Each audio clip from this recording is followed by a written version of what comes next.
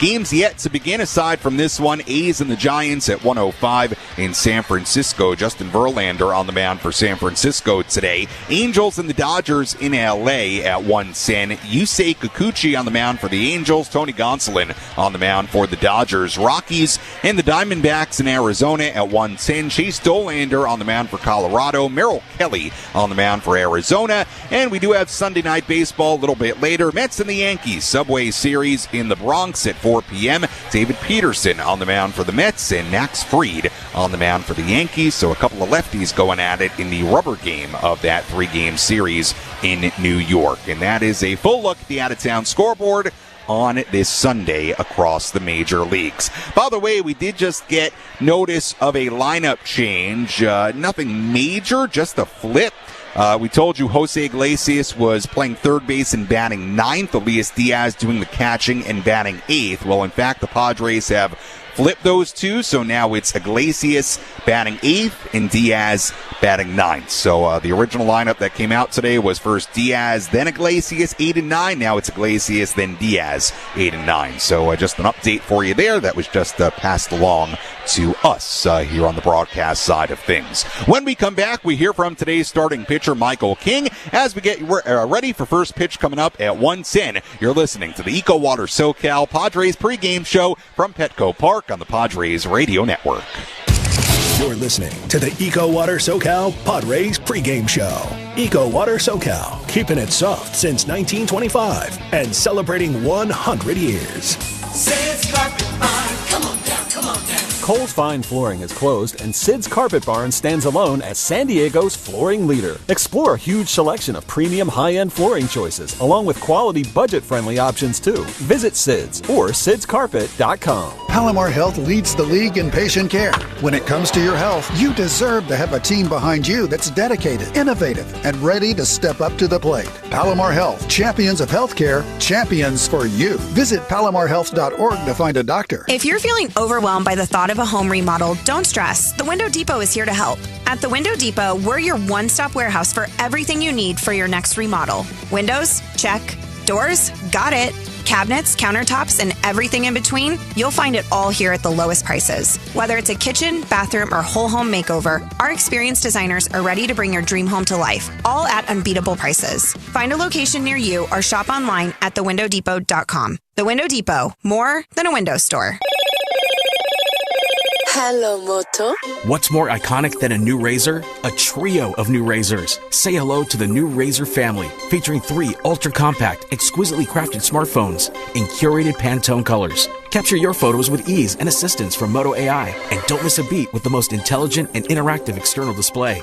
An iconic team needs an iconic smartphone, so that's why Motorola Razr is the official smartphone partner of the San Diego Padres. Visit Motorola.com to learn more. San Diego, North County, Escondido. It's time to roll into Petr CDJR and Poway. San Diego's home for big trucks, Jeeps, and Rams that are priced to move.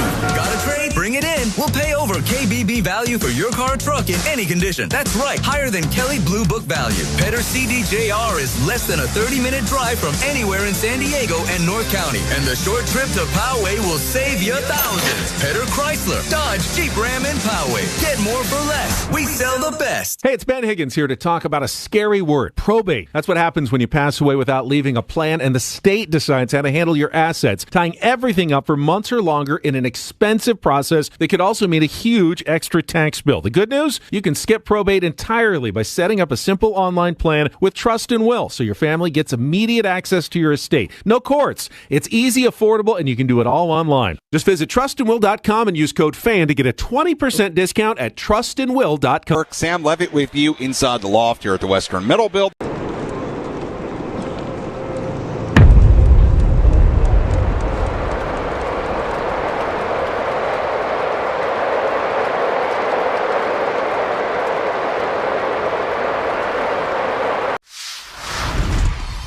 The name of the business is Legacy Catering. We all were talking about how mom taught us all how to cook. She was a cook at the public school system for ages. So we all started to cook with her, so we decided, to do the business, so we went to figure out what we're going to call it. So we said, let's cook in honor of our mother. So that's when legacy came in. And just remember that legacy catering is about people. And this is what barbecuing is all about. And this is why we love it.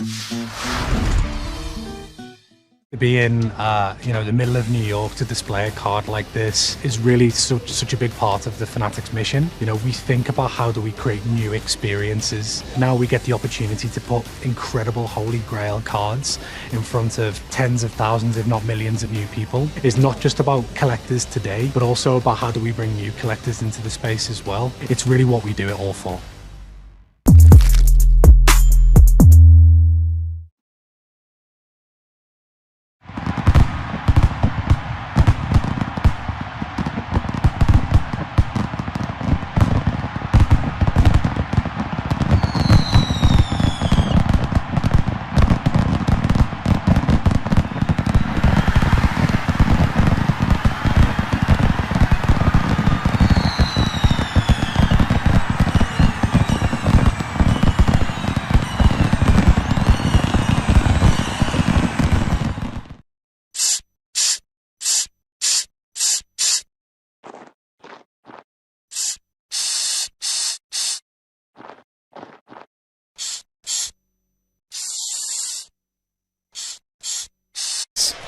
I definitely didn't have my A stuff, so I'm happy that I gave the team a chance to win in those games, but definitely a lot of room to improve in terms of it was kind of a flux of things. I had a really bad fastball command in one of them, really bad break ball command in another one, so I kind of got to get them all together, but luckily I haven't had one of those games where I had not a single pitch. Since you've arrived in San Diego, we've talked to you a lot about your development as a starting pitcher since the beginning of last season. How have you developed in that sense, pitching when you don't necessarily have your A-plus stuff? Yeah, that was a huge thing that Joe Musgrove talked to me about. I think it's part of my scouting report now to find soft contact opportunities. Obviously, I want to be strike one, strike two, and strike out every time out there. But there are so many times that I'm behind in the count or I don't have the pitch that I know I can get that swing and miss on. So I had to change my ways and know that in hitter advantage counts, there are still pitches to go to. And that was a big thing in my development to try to find those weak spots. Taking a look at this Mariners lineup, they've been a pretty good offensive team so far this year. What stands out to you about them as you get ready for this start? I think their command of the strike zone is really good. I think they walk the most in the big leagues. And when you got guys that walk, that means they're not afraid to get into two strike counts. They're going to stick with their own approach and make sure that they can have command of the strike zone and ultimately the count. So definitely a battle to get 0-1, 0-2, and then you got to beat them in zone when you do get there. That was today's starting pitcher, Michael King. Earlier inside at the Padres clubhouse, you heard from Michael King. Let's tell you more about Michael King and today's Mariners starting pitcher, Brian Wu, as we preview today's starting pitching matchup. Let's take a look at who's on the bump today with our starting pitching preview on the Padres Radio Network.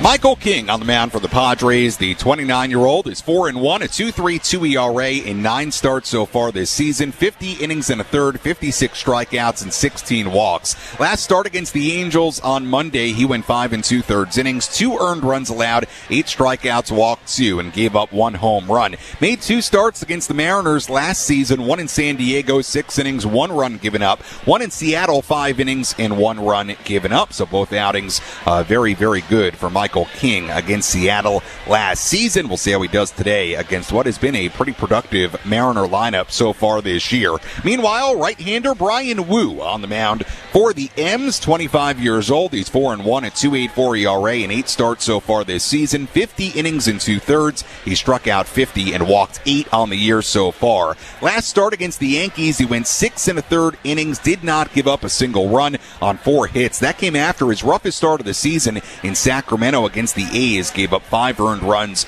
on 8 hits in 6 innings in that game. Made a start last season against the Padres in September. That was in Seattle. Went 6 2/3 innings, 2 earned runs given up, 2 hits allowed. Gave up a home run to Fernando Tatis Jr. in that game. So keep an eye on that matchup today. Fernando leading off for the Padres against Brian Wu. Wu has also struggled away from home. He has a 4.02 ERA this season in 5 starts on the road. You compare that to a 0.93 ERA in 3 home starts. So that'll be interesting today to see how Brian Wu does away from T-Mobile Park in Seattle. And that's a look at our starting pitching matchup today. Brian Wu on the mound for the Mariners. Michael King on the mound for the Padres.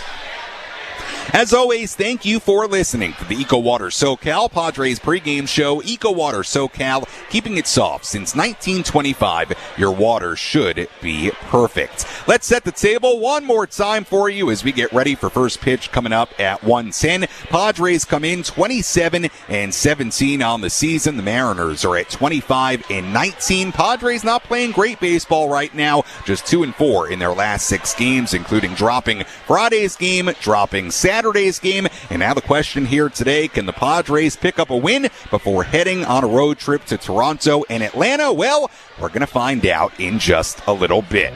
When we come back here on the Padres Radio Network, Jesse Agler, Tony Gwynn Jr. have the full starting lineups, first pitch, and then all the play-by-play. I'll talk to you on our post-game coverage. You're listening to your home for San Diego Padres baseball, 97.3 The Fan, and the Padres Radio Network. Enjoy the game, everybody.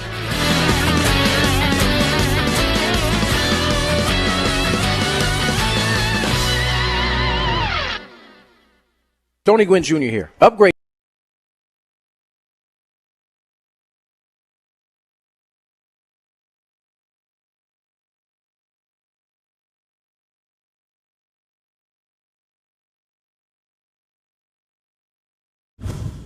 I think style, it's a very complicated thing.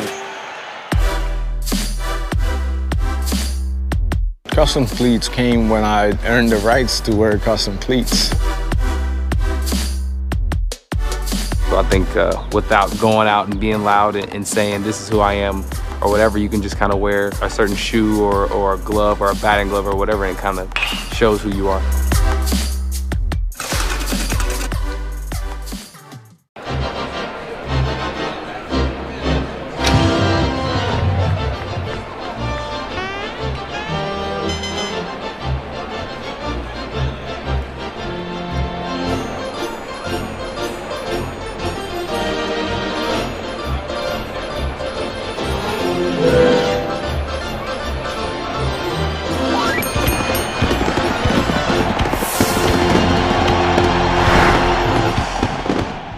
So these is MLB Network Talent Stars. Okay. The stars of MLB Network. Can I trade a pack of these for a signed Lauren Shahadi card? How about we do a little bit of both? Money, a little trade. Will you open it up and see if you like it? They're really nice. If I sign it, does that equal the Lauren Shahadi 20? All right. Do we have a good trade? We have a good trade. Thank you so much. That was fun. Nice doing business with you.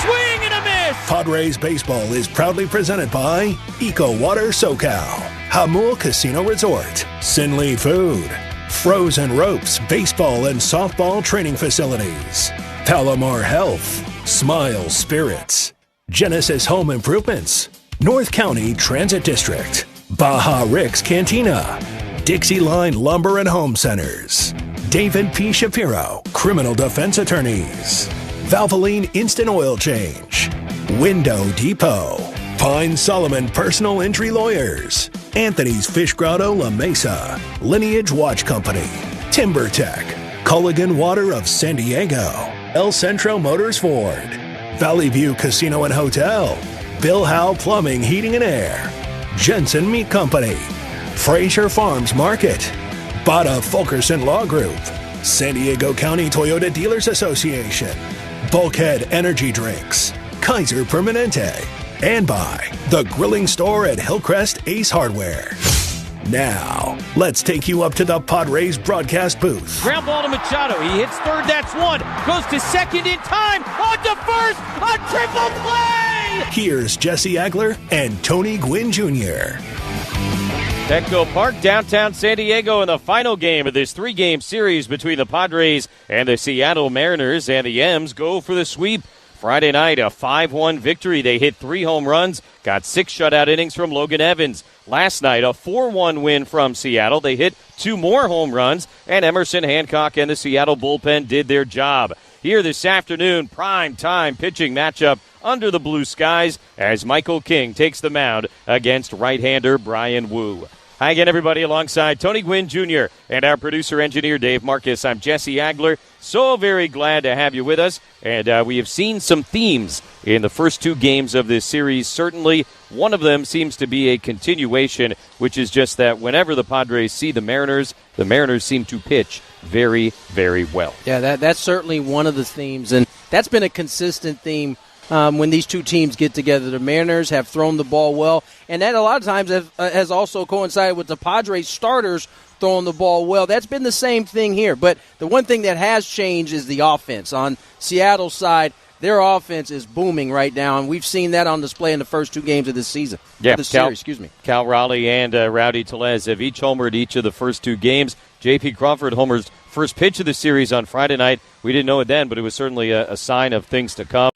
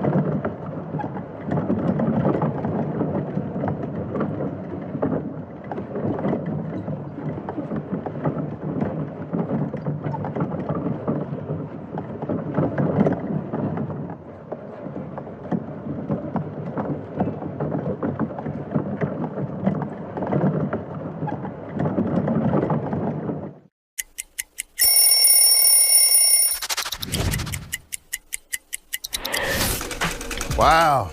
Old school D-backs jersey. This was our alternate jersey that we wore on Saturdays. I was the first team to wear the new colors. They called it Sedona Red. Don't mess up that color. Every time I wore this jersey, I would wear the high socks, black jersey, black hat. I just thought it was a really smooth look, and this is one that I'll never forget.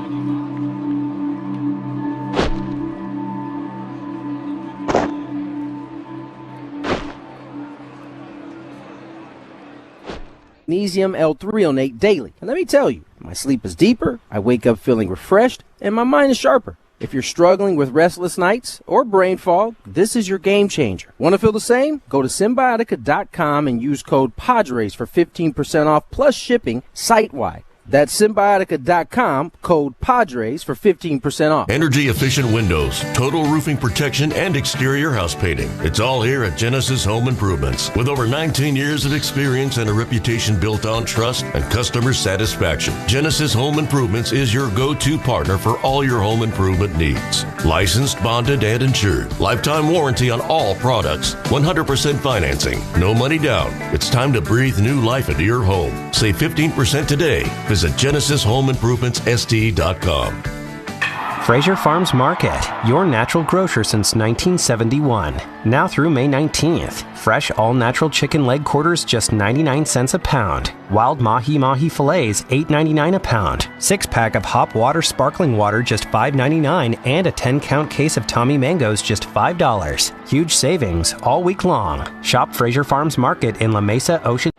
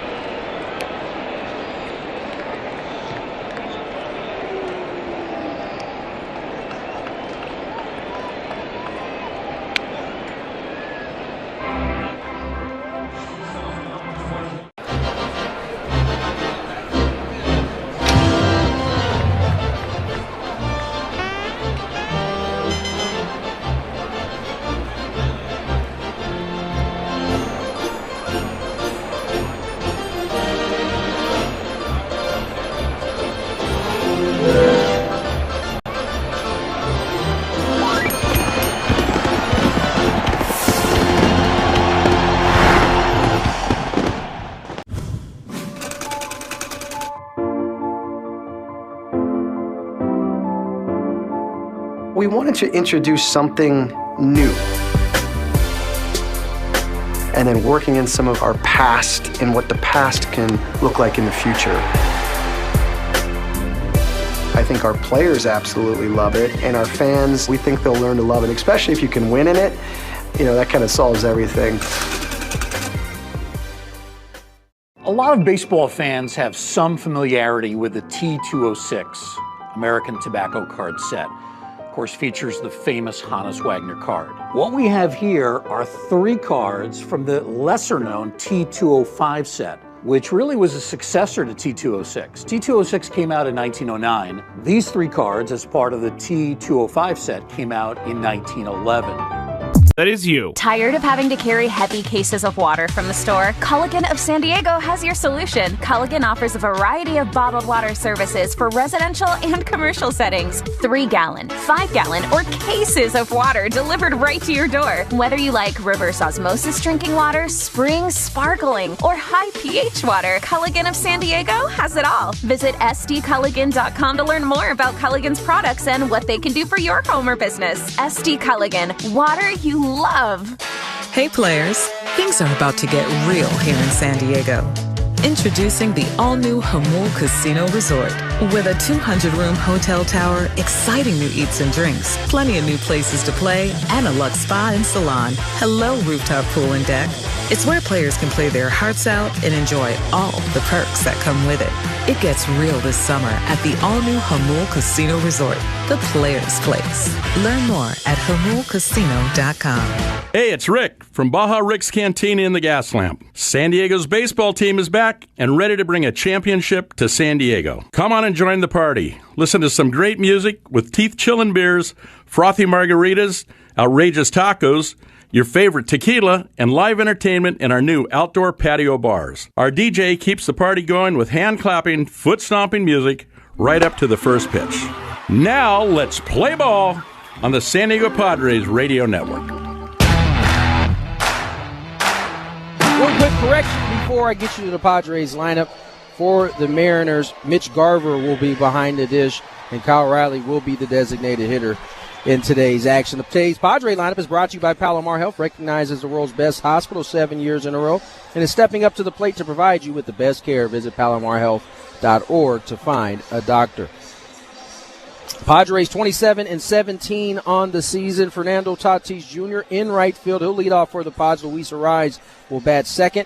He'll play first base. Manny Machado is the designated hitter in today's action. He'll bat third. Jackson Merrill will patrol center field. He'll bat cleanup. Xander Bogaerts will bat fifth. He'll play shortstop. Gavin Sheets in left field. He'll bat sixth. Jake Cronenworth will bat seventh. He'll play second base. Jose Iglesias gets to start at third base. He'll bat eighth. And Elias Diaz behind the dish for the Padres. He'll bat ninth. On the mound, Michael King, 4-1 with a 2.32 ERA. Jesse? Tony, thank you very much. Really is a fun pitching matchup here this afternoon. A couple of guys who have gotten it done in a major way to begin the 2025 season. And Michael King will try and help his team avoid the sweep here this afternoon. And we got blue sky baseball at Petco Park. Lovely day for it. Padres out there in their military Sunday camo tops. Mariners in the navy blue tops with the gray pants. Good trivia. The Seattle Mariners are one of two major league teams right now, not counting the Padres Sand, to not have a normal gray road uniform. Who is the other team besides the Seattle Mariners to not have a normal gray road uniform? Astros? Tampa Bay. First pitch on the way, and a fastball for a called strike. 0-1 to J.P. Crawford, who hit a leadoff home run here in Game 1 of the series. 0 for 4 last night and 2 for 8 in the first two games of the series. The 0-1 pitch, Crawford leans away and takes a little bit upstairs. 1-1 from Michael King, who's got the third best ERA in the National League, 2.32. Here at home, even better, 1.64. 1-1. Crawford fouls it up the third baseline. And King will race over to make sure it doesn't come back into fair territory. Kind of kicks it with his right foot towards the on-deck area. And now 1-2 on the Mariner leadoff hitter. Crawford having a bounce-back year so far. He's already had a 16-game hitting streak during the course of this season. And as we've seen through the first two games, really set the tone for this Mariners offense. It has really been fascinating seeing them in person this year as compared to the last few. The thing that jumps out to me, aside from the home runs, I guess, is they just don't strike out the way they used to. Here's the 1-2. Crawford takes a little bit high. 2 balls and 2 strikes. I mean, Pivetta had 7 in 6 innings yesterday, but, I mean, it's not the same. They were striking out with unbelievable regularity the last few years. 2-2 the pitch. Crawford hits it foul left side. There's just a difference in the type of ABs, and you know it because we see it on a pretty consistent basis with the Padres. Just the ability to foul pitches off and keeping that bat alive and eventually take advantage of a mistake. 2-2 to Crawford. 6th pitch of the at-bat. Swung on and missed. Strike 3. That being said, there is a strikeout artist on the mound here for the Pods, and Michael King. Better believe it. Got a lot of weapons to take care of you a lot of different ways. 8 strikeouts in his last start. That was just 5 2/3 innings Monday against the Angels. 4 of the 8 came on the changeup. Now is a backup breaking ball to get Crawford. So 1 down for the switch hitting Cal Raleigh. And batting left-handed, he takes a changeup for a strike on the inside corner, 0-1. King kind of reaching towards his right hip, hitting the pitch-com keypad. So right now he's letting Elias Diaz know what he wants to do. 0-1 on Raleigh, who's homered each of the first 2 games of the series. And a swing and a miss at a nasty changeup, 0-2. Like Tony said, Raleigh doing the designated hitting today. 10th time he's done that this year. So Garver behind the dish. And Raleigh has been in the lineup almost every day this season. 0-2 pitch, waved at and missed. Another changeup and back-to-back Ks to begin the top of the first for Michael King. I mean, 3 straight changeups, all away, moving down and away off the plate. It's all in the presentation. That pitch is on the outer third for a long time before veering off down and away from Kyle Riley. So 2 outs, nobody on for Julio Rodriguez, right-handed batter, first of the afternoon, and he takes the sweeper away. 1 ball and no strikes. Rodriguez has hit in 5 straight, 1 out of 4 with a single and a couple of strikeouts yesterday. 2 hits and a run scored on Friday night. The 1-0 from King is outside again. So 2 balls and no strikes on Rodriguez. Hitting .236 this year. 7 homers, 20 runs batted in. Powerful right-handed hitter ahead in the count. Now King from the windup deals, and the 2-0 pitch is right over the heart of the plate. That was a changeup, and a called strike, 2-1. Got good feel for that here early on. That is bad news for the Mariners. Trying for the 1-2-3 first inning. The 2-1 pitch swung on, popped up. On the right side of the infield, Cronenworth using his glove to shield his eyes from the sun. He'll give way to Bogarts, and Xander makes the catch on the grass right behind second base. 10-1-2-3, top of the first inning for Michael King. No score. Padres coming up against Brian Wu on the Padres Radio Network.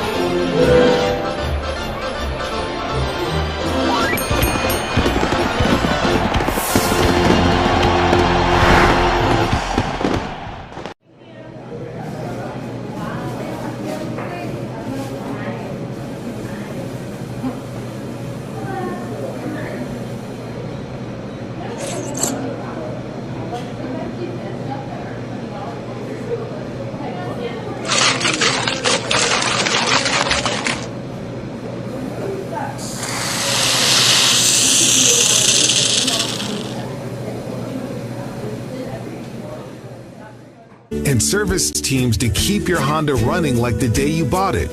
To find out more, click sdhondadealers.com or search your local Honda dealer today. Hey, Padre fans, just like you, my pets are family. That's why I trust Petco for the food they love and the services they need to stay happy and healthy, all at great prices. Petco, official pet partner of the San Diego Padres. The score with Fernando Tatis Jr. leading off against Brian Wu, Arise and Machado to follow. Right-hander works from the extreme first base side of the rubber. And first pitch of the day is a fastball strike, bottom of the zone at 95 miles an hour, 0-1. You're going to hear the words first pitch strike probably quite a bit here today with Brian Wu on the mound. Last time he faced Fernando, Tatis was breaking up a perfect game bid with 1 out in the 7th inning at T-Mobile Park in Seattle. 0-1 pitch is fouled back, strike 2. Wu was absolutely brilliant against Michael King last September in Seattle. And at the end of the night, 6 2/3 innings, 2 runs, 2 hits, 1 walk, 5 strikeouts. Tatis' home run to break up the perfecto made it a 5-1 game. Xander would add an RBI single later in the inning to make it 5-2. That was the final score. Here's the 0-2, and Tatis swings, hits it in the air, deep to left field. Arozarena back to watch this one. Gonna go! Leadoff homer, Fernando Tatis Jr. Second straight at bat against Brian Wu that he takes him out, and this one gives the Padres a 1-0 lead. Exactly what the Pods needed. His offense has been quiet through the first 2 games. What better way to get things rolling than a leadoff shot from the kid? Fernando Tatis Jr. exits stage left. Homer number 12, RBI number 27. He gives the Padres a 1-0 lead.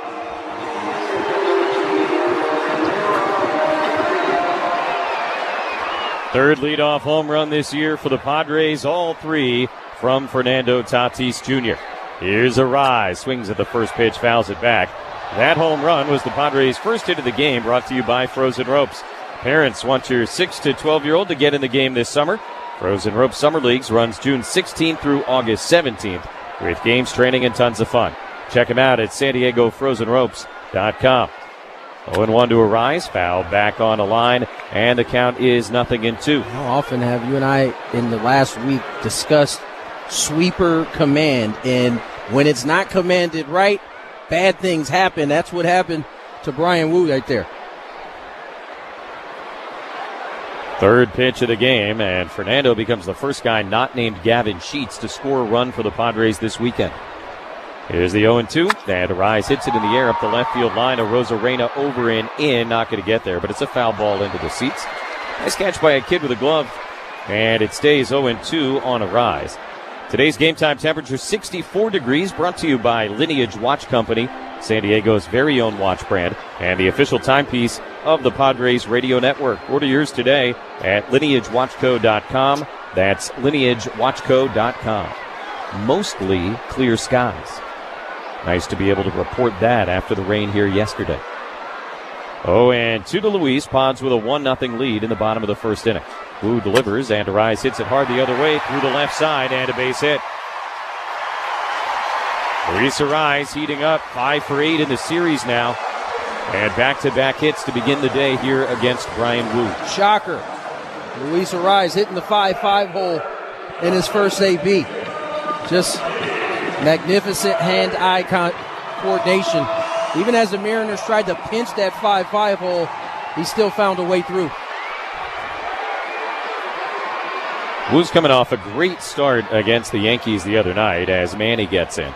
First pitch swinging, ground ball to shortstop. Crawford lets it roll to him. Firm underhand flip to second for 1, and on to first in time, a double play. So 6-4-3, and just like that, 2 outs, nobody on for Jackson Merrill. Wu threw 6 1/3 shutout innings against the Yanks in his last outing. Gave up only 4 hits. And he gave up hits to the first 2 guys he faced here today, but obviously that double play, the ball going to go a long way to helping him get out of trouble here in the first inning. Merrill stands in, trying to get himself back going all the way at the dish. And the first pitch from Wu swung on, popped up foul, and out of play left side. Jackson 1 for 4, singled his first time up yesterday, a snap, and 0 for 12. But Still just 1 for 8 in the series. 2 outs, nobody on. 1-0 Padres in the bottom of the first inning. 0-1. Wu delivers. And that pitch is downstairs. 1 ball, 1 strike. It's really strange to say this, but this is, at least in my mind, it's hard to remember a longer stretch of time where Jackson Merrill has struggled. I went back and looked at it before yesterday's game. 1-1 pitch, swung on and missed. Because he had gone hitless in 3 straight, and that seemed like, in my mind, boy, I don't remember that ever happening. I don't either. But it did a few times last year, more than I would have expected. And that made me feel a little bit better because it was like, all right, he's been here, done this. And he bounced back very quickly every time he fell into one of these little ruts as a rookie. 1-2, the pitch. And Merrill swings, hits it hard on a line the other way, but foul. He does an excellent job of doing the thing that's easier said than done, which is you try to keep your so-called slumps to a minimum. You don't let that valley get too low. And he's done a terrific job in his first year and some change of doing so. Behind a ball and 2 strikes, Wu delivers. And Merrill takes down and in. 2 balls, 2 strikes. But I think with Jackson, I've kind of gone back and looked at some of the ABs. A lot of it is just strike zone command. Being able to swing at pitches in the zone. When he's dialed in, he can afford to go outside the zone a little bit more. 2 outs, nobody on, 1-0 Pods. And the 2-2 pitch is right on the inside corner, strike 3 called. Little comeback sinker a la Michael King by Brian Wu, and that'll end the first inning. But the Padres get a run on Fernando's 3rd leadoff homer of the year. And we go to the 2nd inning. Padres 1, Mariners 0 on the Padres Radio Network. Breaking up is hard, but sometimes it's necessary. Move on with 0 down and 0% financing at DCH. I was so inspired by what you were making that I want to do my own all-star ballpark bite, but I'm thinking we take some of that brisket that you make, and I'm going to do like a little slider. Got the pepper jack cheese, some American, get it going with some of the barbecue sauce that you have, that spicy, delicious one, and then caramelized onions. Make like a little sandwich. We cool? Sound like a plan. I think we did good. Oh, thank you. Thank great. you. Thanks, Chef.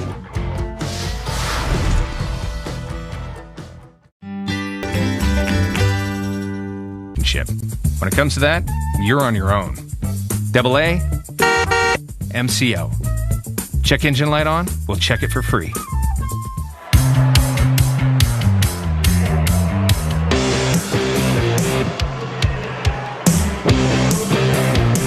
Second brought to you by Sinley Food. Ignite your taste buds with the freshest flavors at Sinley Food. Discover authentic ingredients at 4665 El Cajon Boulevard, the Cook's Asian Resource.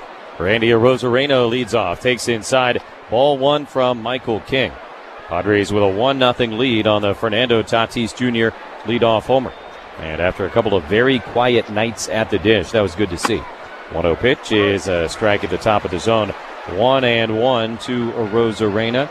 2 for 4 with a couple of singles and a run scored last night. The only Mariner with more than 1 hit in yesterday's game. 1-1 pitch is fouled back. 1 ball and 2 strikes. Mariners won last night 4-1.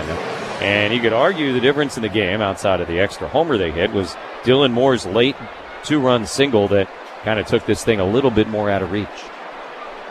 Here's the 1-2, and Arozarena waves and misses strike 3. Chased a fastball that was well outside. 3rd strikeout of the day for Michael King, and he's done it on 3 different pitches.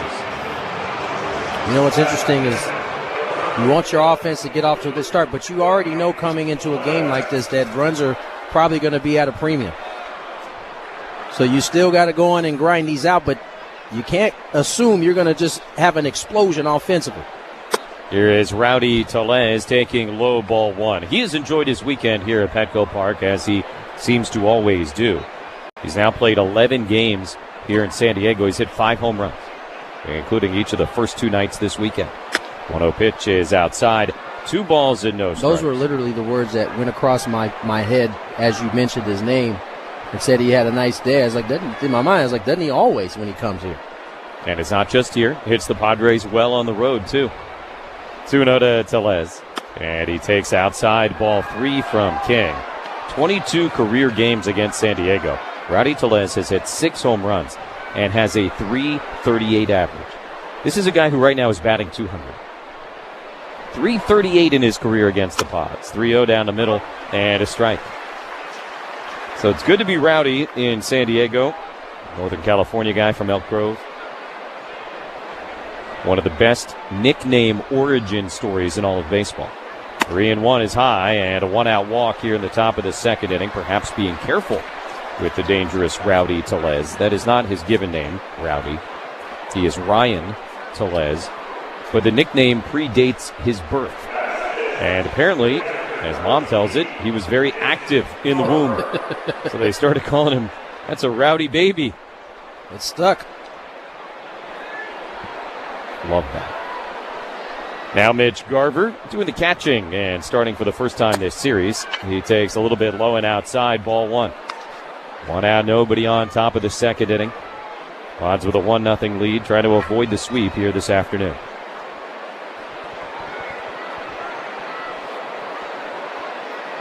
1-0 the pitch. Garver swings, hits it well on a line to center field, but Merrill had him well played. Back and a little bit towards left center to make the catch. That is out number 2. Tellez back to first base. And a switch hitting Leody Taveras will come to bat against Michael King. Talk about the Mariners being so much better offensively this year. These numbers are a day old, but they certainly give you the idea. As a team this year hitting .240. Last year they hit .224. It goes well beyond that. Almost a run per game more this season. And more than anything else, the strikeout rate has been cut from over almost 27% to 22 or 23%. Pitch outside. So 1-0 to Taveras. Just think from an optics standpoint how that has looked on the field. Like, it's only a 4% cut. And they are already one of the better offenses in the American League. They've been hitting homers, too, which is kind of nice with the fewer strikeouts. Swing and a miss, 1-1. I think generally you just sort of think about it. You go, all right, if they're going to hit more homers, probably going to strike out more, but that's not been the case for these guys. They've hit 5 home runs in the first 2 games of this series, 61 on the year. Angels and Yankees, only teams with more in the American League. 1-1, Taveras out in front of a changeup, swings and misses. And now a ball and 2 strikes.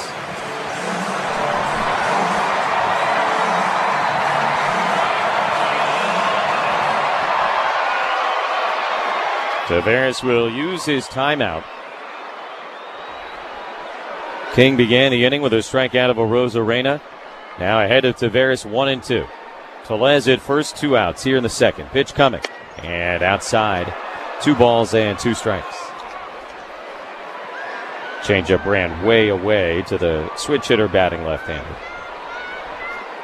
Mariners picked Taveras up from the Rangers off waivers at the beginning of May. 4 for 29 as a Mariner.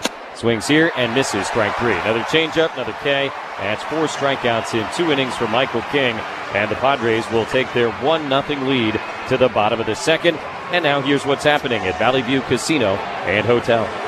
Home runs, stolen bases, and the excitement of baseball. Now get... I believe this one's it's a rookie card, I know, but I feel like it's the first card that I ever, big league card. Obviously, as a kid, trying to get to the big leagues, the dream of making it. But as a kid that had cards, right, as a kid, this is like seeing your card the first time is pretty cool. So that's pretty powerful when you see that card.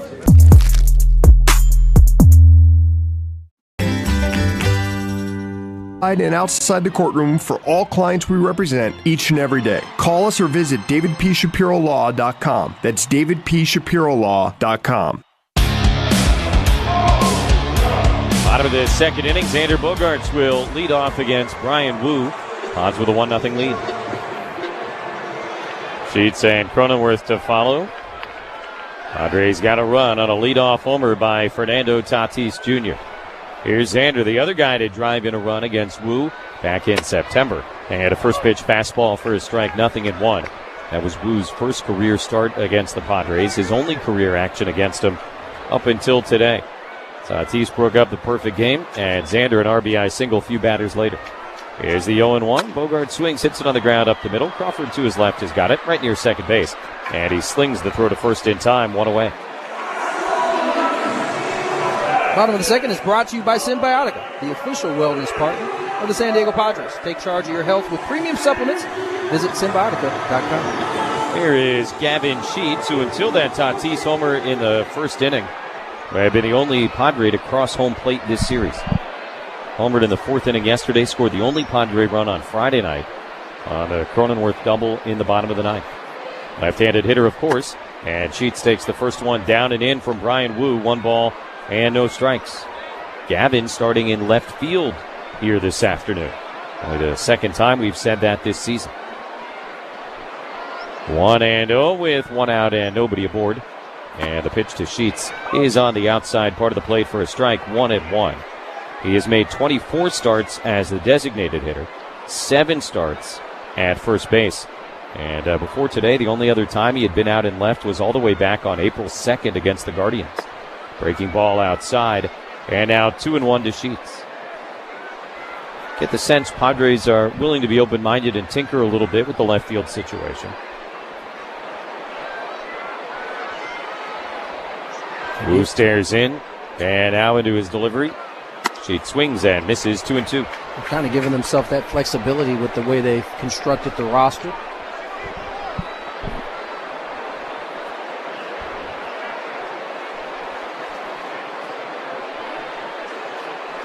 Sheets windmills the bat around and waits. 1-0 San Diego in the bottom of the second inning. 2 balls and 2 strikes.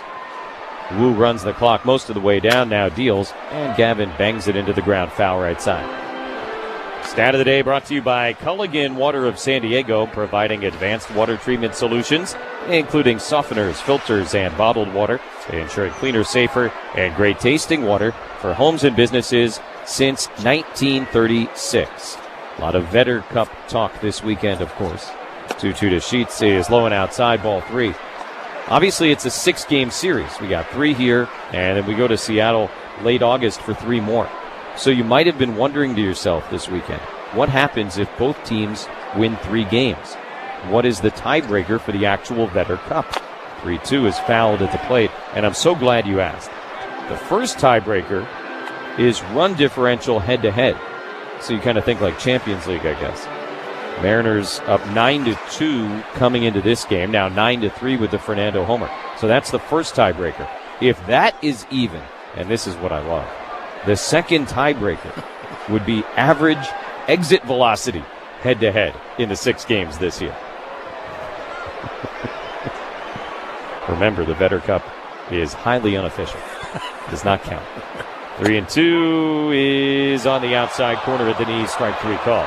Second K of the day for Brian Wu, and 2 down here in the second. Just a perfectly executed changeup. Right at the bottom of the zone, outside corner. Couldn't have placed it in the glove any better.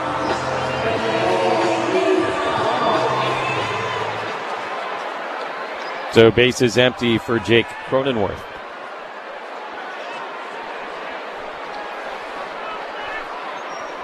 First pitch swinging, ground ball right side, and underneath the dive of Tellez into right field, a base hit. 2-out single for Jake Cronenworth, who very quietly has been doing a really, really nice job since coming off the IL. 6 for 18 on the homestand after that knock. Shoots it through the right side. And you're right. We talked about it a little bit the other day. I mean, guys who have come back off the IL really haven't shown any kind of cracks in their offense in terms of how much time they've been down. They kind of hit the ground running. Jake 0 for 4 yesterday to end a streak of reaching safely in 10 straight games, but still 3 for 9 now in the series and been very consistent. He's at first, 2 outs. Number 8 hitter Jose Iglesias, and a fastball strike, 0-1. Iglesias starting at third base today with Machado acting as the designated hitter. Third start of the year for Jose at third base. Been a while since he's been in the lineup, particularly here at home. Here's the 0-1. And Iglesias takes a fastball strike, 0-2. This is his first start since May 7th. That was at second base. It's his first action at all in 8 days. Not a pinch hitter, nothing. Here's the 0-2. Lines it foul into the terrace above the Padre dugout on the right side. And this is his first at-bat at Petco Park since April 30th. So it has been quiet as of late for Jose Iglesias, but he bats here with his team up 1-0 and a runner on first 2 outs. Behind 0-2 the pitch, and Iglesias lays off a sweeper that ran away from him. Count is now 1 ball, 2 strikes.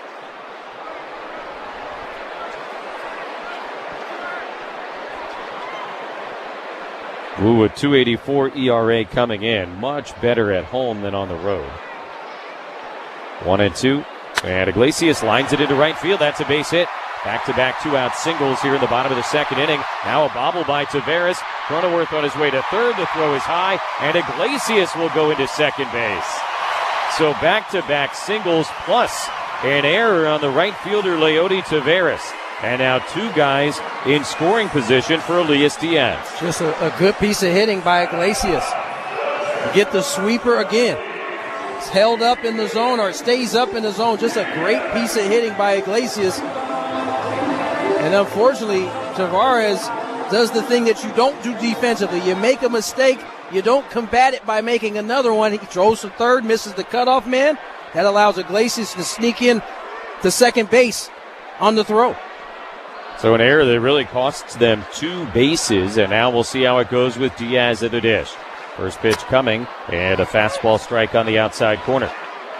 Elias has started all 3 games of this series behind the plate. Once the bobble happened, it was going to be easy pickings for Cronenworth to get to third, so just throw the ball to second. Instead, he throws it all the way to third. Iglesias with his smart base running. Swing and a miss, 0-2. He's looking at Taveras out in right field now. He's obviously frustrated with himself, kind of head down, kicking at the grass a little bit. You know it. As soon as it leaves your hand, you know it. Padres trying to get a hit with a runner in scoring position for the first time this weekend. And the 0-2 is high. 1 ball, 2 strikes. 2-out magic will be necessary. The Padres want to add a run here. 0 for 7 on Friday night, 0 for 8 last night. Mariners only 1 hit with runners in scoring position in the first 2 games. Here's the 1-2. Diaz swings, pops it up, foul out of play. There's the 2-run single by Dylan Moore in the top of the 9th last night. They had changed it from a 2-1 game to a 4-1 game. Been a lot of bearing down from both sides in terms of pitching with runners in scoring position. There's been opportunities out there, but both sides have been really good at limiting damage. Yeah, the 2 offenses combined 1 for 23 in the first 2 games of the series. That's just 2 strong staffs right there. Iglesias at second, Cronenworth at third, 2 down. Here's the 1-2. Diaz swings, muscles it on 1 hop out towards second. Charged by Rivas, throw to first is in time, and that will end the inning. No runs, 2 hits, an error, and 2 guys left on base. End of the 3rd inning at Petco Park. Padres 1, Mariners 0 on the Padres Radio Network.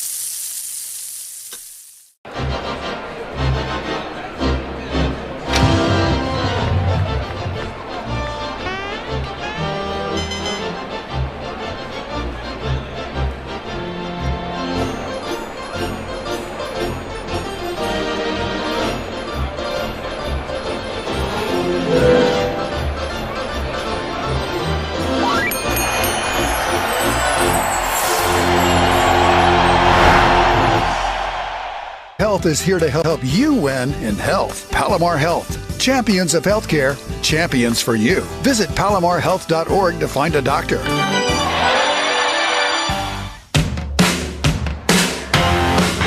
every game this year, Jesse and I will be answering questions from our listeners. And if you have a question for us, go to 973thefansd.com/question to send one in, and we may answer it on the air. Again, that's 973thefansd.com/question. Top of the third inning, Pods with a 1-0 lead. Miles Mastroboni leads off. Left-handed hitter lifts up the hands and takes a strike, 0-1. Mastroboni has started all 3 games of this series, though he has done so at 3 different positions. It's always a neat trick to pull.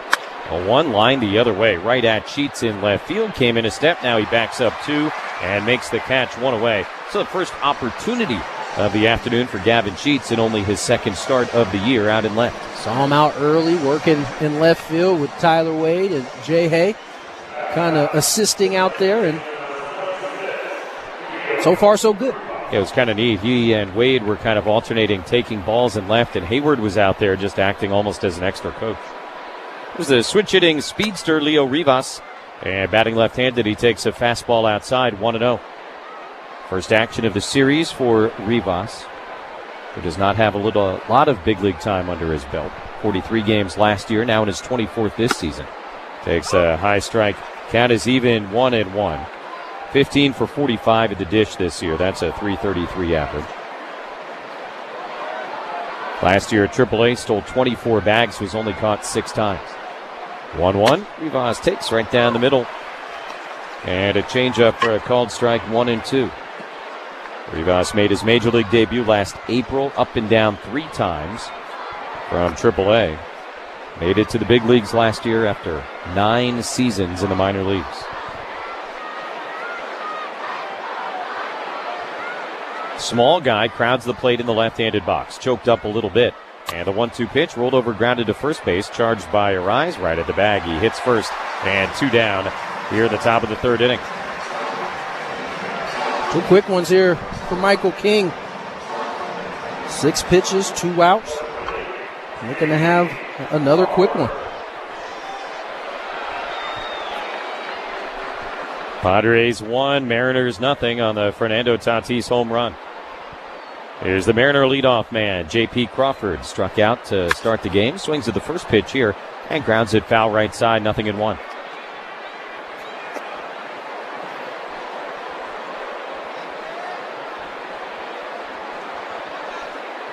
Crawford sat out the final game of the series they played before coming down here with a sore shoulder. The 1 pitch is high, 1-1. But he says it's not bothering him at all, and he started all 3 games of this series. JP apparently loves coming to San Diego. Grew up in Long Beach and has very fond childhood memories here. Pitch is near the outside corner, called a strike, 1-2. His grandparents used to always bring him down to SeaWorld. And apparently J.P. Crawford is like the world's #1 SeaWorld fan.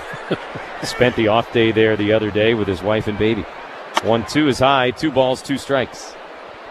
He wrote in his high school yearbook. This is a guy, by the way, remember, who's going to go on to have a career, very good career in the big leagues. He wrote in his high school yearbook once, it was his dream to work at SeaWorld. Here's the 2-2. Outside, ball 3. Before JP was the starting shortstop here at the Mariners, he was supposed to be the heir apparent to Jimmy Rollins in Philly. 9th major league season. Dreams have gone beyond SeaWorld, I guess. 3-2, ripped foul right side. I'd say. I'm sure it's still a fun place to work. Lakewood High School up in Long Beach. Same school as former Padres shortstop Chris Gomez. There's some talent comes out of Long Beach, yes, you know. Indeed. 3-2, popped up left side of the infield. Iglesias coming in and just onto the grass, cut out at third base. He'll make the catch. A 1-2-3, top of the third inning for Michael King. 2.5 of the books. Pods with a 1-0 lead. And now here's what's happening at Valley View Casino and Hotel.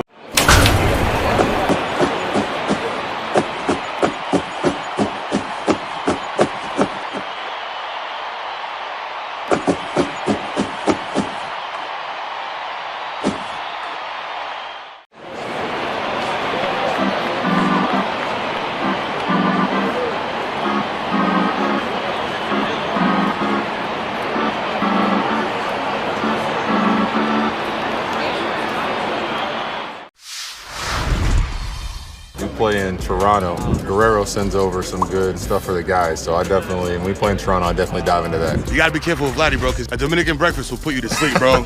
¿Cómo está sonando la comida dominicana ya? La comida dominicana ya no sé cómo está sonando, porque obviamente mi esposa me cocina. O sea, hay restaurantes, pero no voy a comer comida latina.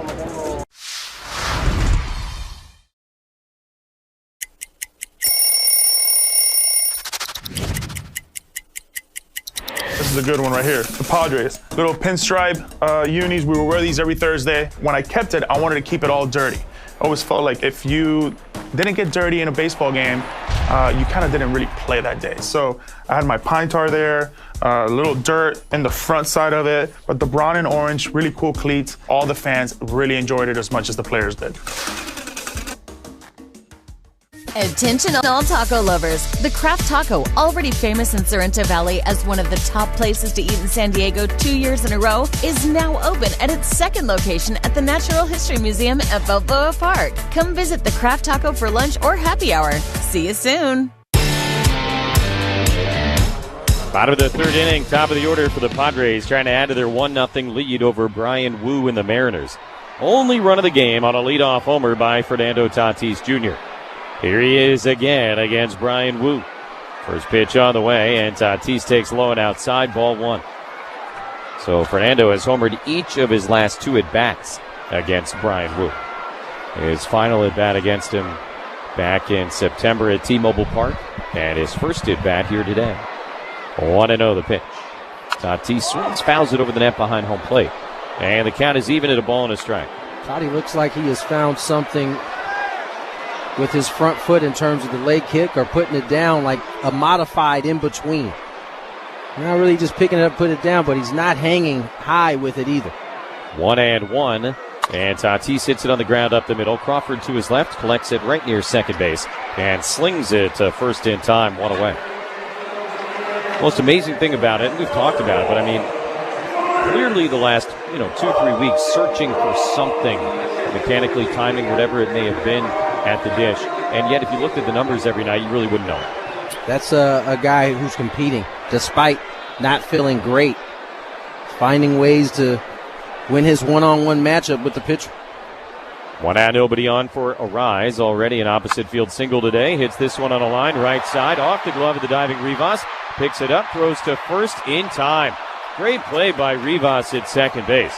First to extend all 5 foot 8 inches of himself to get some leather on it, and to be able to pick it up and throw Luis out, 2 down. Yeah, kind of an in-between hop dive.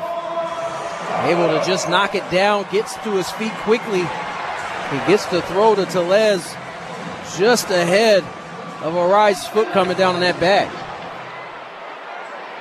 So 2 outs and nobody on. Here comes the Lumber, brought to you by Dixie Line Lumber and Home Centers. Fix it, build it, enjoy it. Machado against Wu. First pitch fastball is outside. 1 ball, no strikes. And he grounded into a double play against him back in the first inning.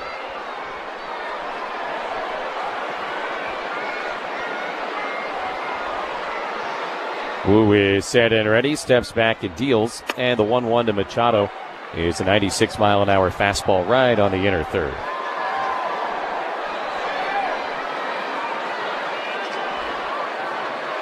Wu has now thrown 41 pitches. 32 have been strikes. When we told you he was a strike thrower, we were not exaggerating.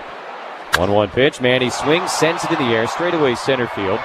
Julio Rodriguez will circle underneath it and make the catch. Then the first 1-2-3 inning of the day for Brian Wu. On to the fourth at Petco Park. Padres 1, Mariners nothing on the Padres Radio Network. Do you know anyone that suffers?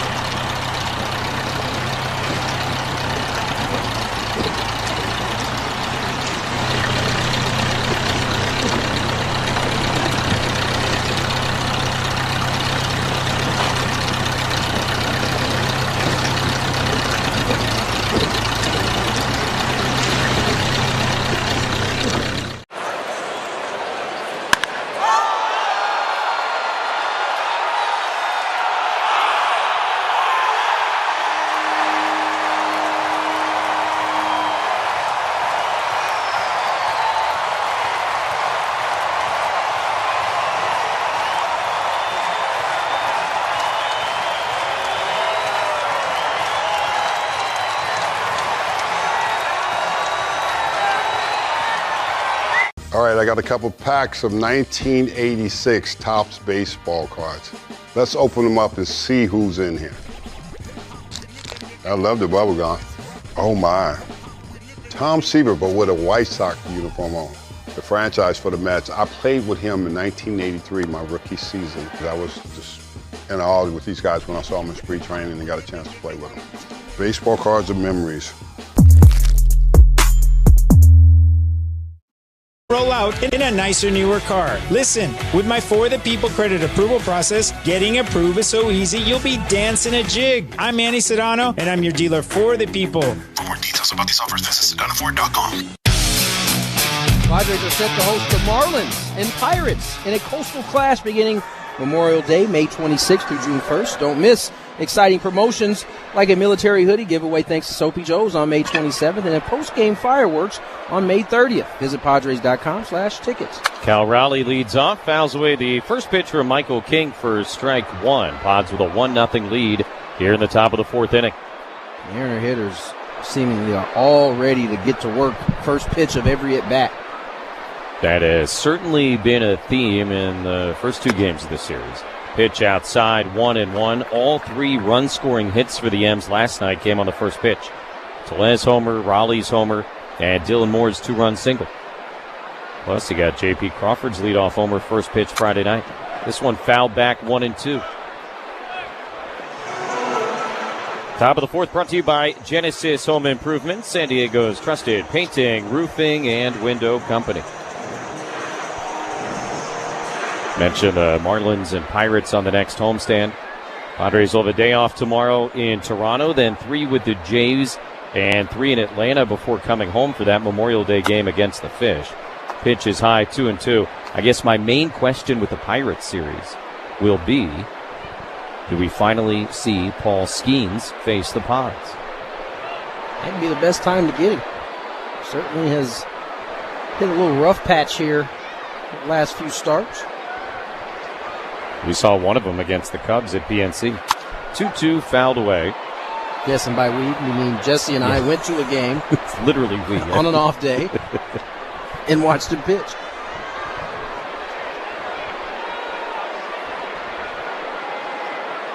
He is good today against the Phillies, but Phils won that game 1-0. 2-2 to Raleigh, batting left-handed, and a ball outside, 3-2. I'm terrible at rotation math. And it's never easy because days off, they always and they don't adjust always rotations. hold, yeah, exactly. But I don't know, maybe. I mean, odds are, right? It'll be the fourth series potentially against the Padres. Raleigh swings and misses, strike 3. Michael King pulled the string, took something off and strikes him out for the second time today. 1 out here in the fourth. Changeup has been heavily featured, or more heavily than normal. We've seen a lot. This was actually the slider. Down below the zone, gets Riley over the top for the punching. So 1 out, nobody on for Julio Rodriguez. Padres with a 1-0 lead and a little bit outside, ball 1. Rodriguez 0 for 1. He popped out to Bogarts to end a 1-2-3 first for King. 1-0. The pitch is outside. 2 balls, no strikes.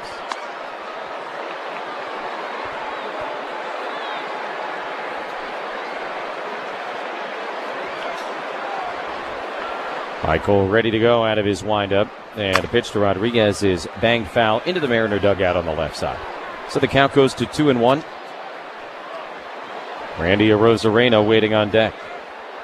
They're starting to heat up in the month of May. 298 so far. 2-1, and a little tapper up the third baseline, picked up with the bare hand. Diaz fires to first. In time, 2 away here in the fourth inning. That's a heck of a play by Diaz. He had to come out a long way, but really took command of the situation immediately. Came out to crouch, called off King, and then a spin-turn bullet to Arise for out number 2.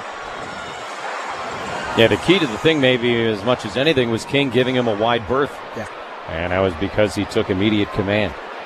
So 2 outs, nobody on for Arozarena. He struck out his first time. 2 outs, nobody on. Top of the fourth inning. Padres lead 1-0. First pitch on the way, and Arozarena takes a little bit high, ball one. Rays have only had one base runner today. That was Tellez, who drew a one-out walk in the second. 1-0 the pitch. And Arozarena takes a big breaking sweeper for a strike, 1-1.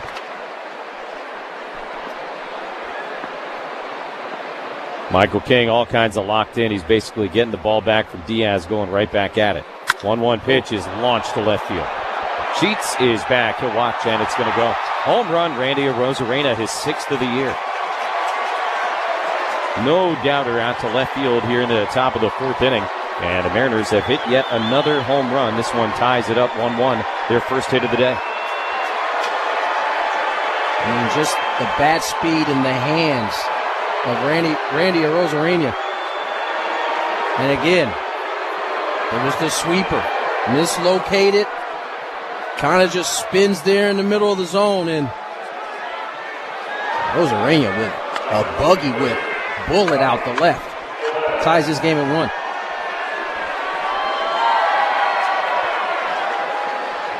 So 2 outs, nobody on in a tie game for Tellez. He had been the only guy to reach base today. Lifts up the hands, takes a high strike, 0-1. Just a hard hit liner to left for Arozarena.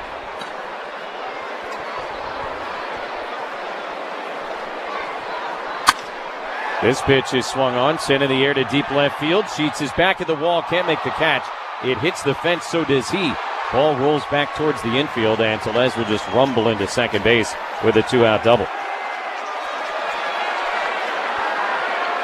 So back-to-back extra base hits with 2 outs in the 4th inning for the first 2 hits of the day for the M's. Four-seamer, outer third, but it's up. It's a nice swing. Off the bat of Tellez. Right off the top of the U.S. Bank sign, and a homer and a double, all with 2 outs. So a guy at second base for Mitch Garver, who lined to center his first time. Tied at 1, but the Mariners with a runner on second, 2 away. First pitch. And he lines it foul. We'll pause 10 seconds for station identification on the Padres Radio Network. KWFN and KWFN HD1 San Diego. This is Mike Schilt, manager of the San Diego Padres. The Padres play here on 97.3 The Fan. An Odyssey Sports Station. Padres and Mariners tied at 1, top of the 4th inning. 0-1 pitch is fouled back to the net by Mitch Garver. And the count is 0-2. Mariners have Tellez at second, 2 outs here. And have tied it up on the home run by Randy Arozarena.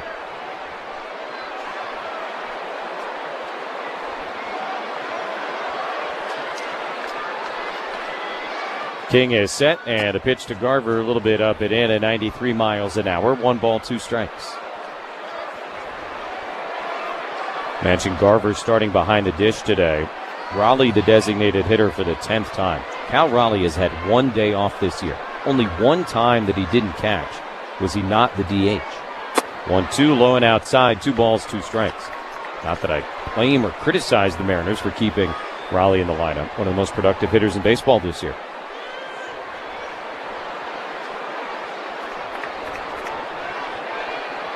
Runner on second, 2 outs. 2-2 to Mitch Garver. King delivers, and a little tapper to the left of the mound. King's got to go and get it, and all he can do is pick it up. It'll be an infield single for Mitch Garver, and now 3 straight 2-out hits for the Mariners. That one not like the others, but nonetheless keeps the inning alive. Swinging bunt off the end of the bat of Mitch Garver, and King does the right thing, just holding that baseball. He will now get a visit from Ruben Niebla. The visit to the mound brought to you by the Window Depot, offering the best prices and biggest inventory on in-stock vinyl windows and interior and exterior doors. Order online or find a location near you at thewindowdepot.com. Opportunity to give King a little bit of a breather here. It looked like it was going to be kind of another easy inning for him. 2 outs, nobody on. But since then, a homer, a double, now an infield hit. So he's got to negotiate the traffic here.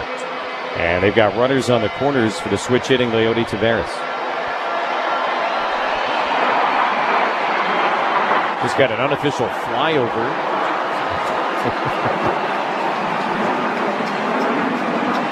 don't know if they're doing some sightseeing from Miramar or what, but a couple of fighter jets just went by.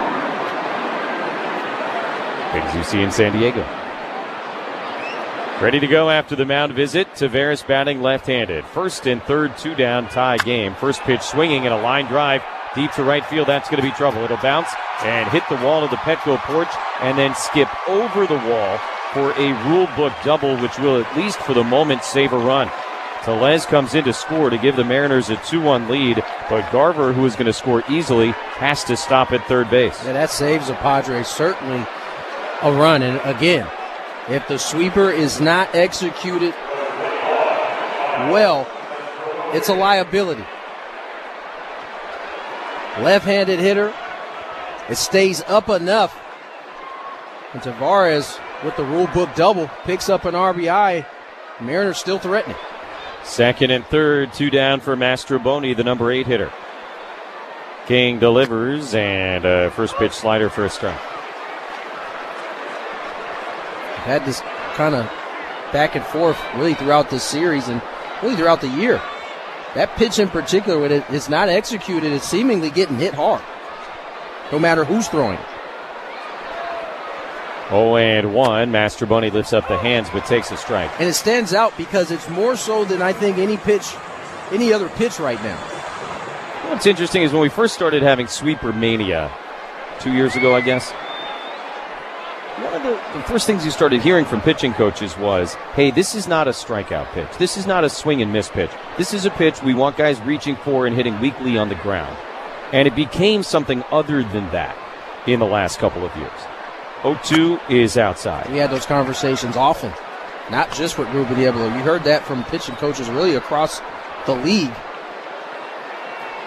So, yeah, now you got a right-handed pitcher trying to throw it inside to a right-handed hitter. That was never what that pitch was kind of, quote-unquote, designed for. Now, I understand it's been effective doing that, but there's a lot more danger there. 1-2 is high, 2 balls, 2 strikes. And we've seen it on both sides. We've seen it stay up against a righty. We've seen it get down, but not down enough to a lefty and still be in a danger zone. Which, again, also doesn't seem like what it was designed to do. You think about a right-handed pitcher, initially they said, yeah, you throw it to a right-handed hitter away. This one is hit off the glove of King. It'll roll out to second base. Cronenworth will not even try the glove flip as another run comes in to score. Garver crosses the plate on the second infield hit of the inning. Mariners have now scored 3 times here in the fourth, and they lead it 3-1. And this one certainly was aided by Michael King's glove. Got his glove on it, and it completely slowed down the baseball. That gave Mastroboni a chance to leg it out. He does so, picks up an RBI. 3-1 ball game. So Mastroboni at first, Taveras at third, 2 down. 3-1 Mariners here in the fourth inning, and all of a sudden, Rivas, the 8th guy to hit, takes the first pitch at the top of the zone for a strike, 0-1.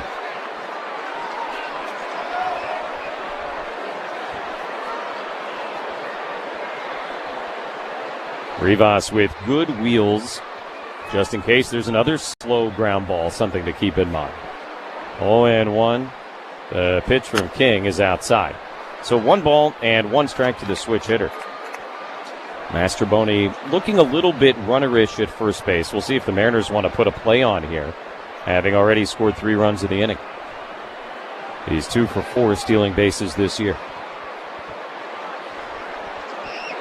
They throw over, close, but Ariza's tag just a little bit late. Good feet there by King. Almost got the leaning Mastroboni. Yeah, it looked like he may have very well been on his way there. 1-1 to Rivas. The pitch is high. 2 balls and a strike.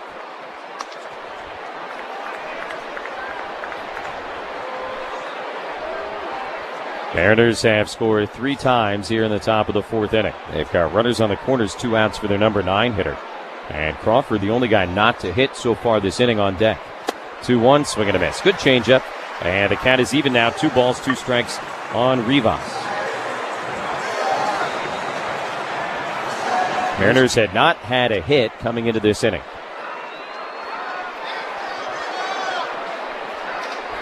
The changeup has been heavily featured And the 73 pitches, about 31%. Highest percentage of any other pitch that he's thrown today. Wow. Riders lead at the corners. 2-2. Mastroboni runs. Pitch is at the top of the zone. Strike 3 called. And that will end the top of the 4th inning, but not before the Mariners do damage. They get 3 runs on 5 hits, all with 2 outs. Leave a couple of guys on base. That's my security right there. That's the bad one, Roscoe Pico train. Major League Baseball wanted to start doing something with the players and their dogs. Which one's the dog? I was undecided on whether to do a dog card or not, but my wife pushed me in the back and she wanted a famous dog, so she told me to do it.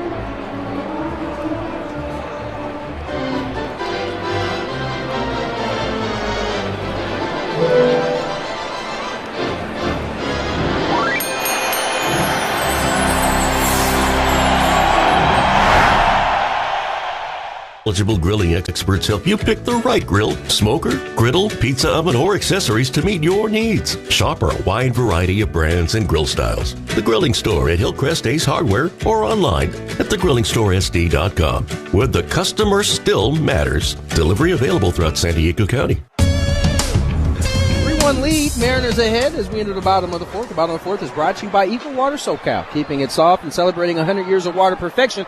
Visit equalwatersocal.com. Your water should be perfect. Jackson Merrill leads off, bottom of the 4th inning. Padres trailing by 2. And Brian Woo's first pitch is at the bottom of the zone. Nope, called a ball 1-0.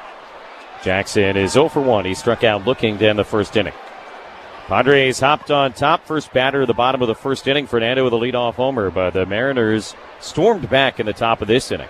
1-0 pitch is on the outside corner, and a called strike 1-1. Michael King got Raleigh and Rodriguez to begin the 4th. 2 outs, nobody on. But Arozarena homered, and then 4 straight hits after that produced another 2 runs.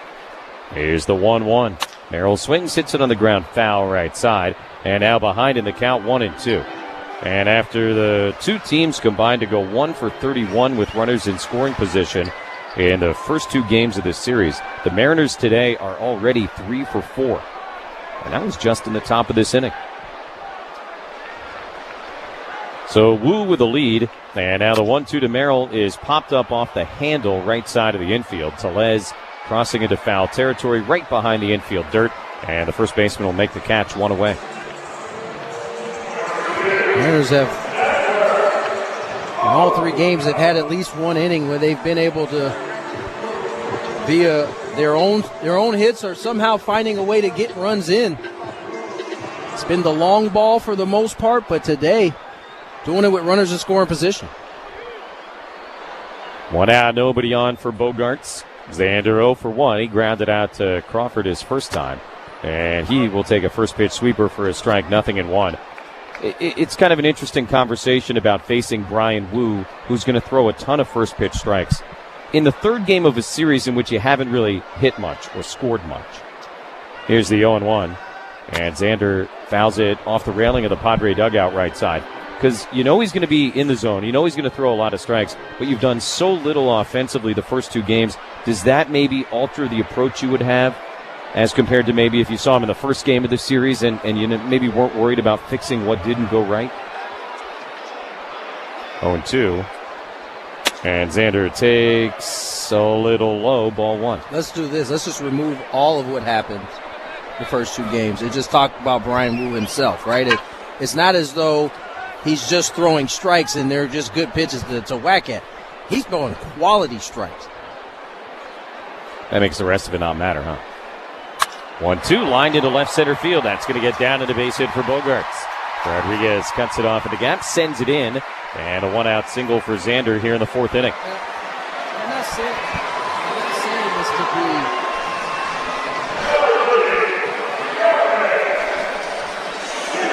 Gavin Sheets will come to bat.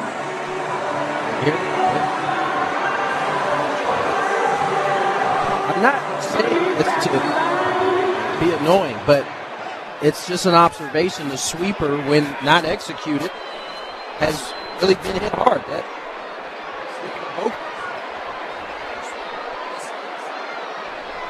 First pitch to Sheets is low, ball 1. That was the slider, more up and down from Brian Wu. Runner on first, 1 out, tying run at the plate for the Padres. And Gavin Sheets, who hit a home run yesterday at the dish. Wu out of the stretch is set. The 1-0 pitch. Sheets, big swing and a miss. And the count is even 1-1. But to kind of finish that thought, Brian Wu is making really good pitches. And when he's made mistakes, Padres have hit him. And that's what you're up against.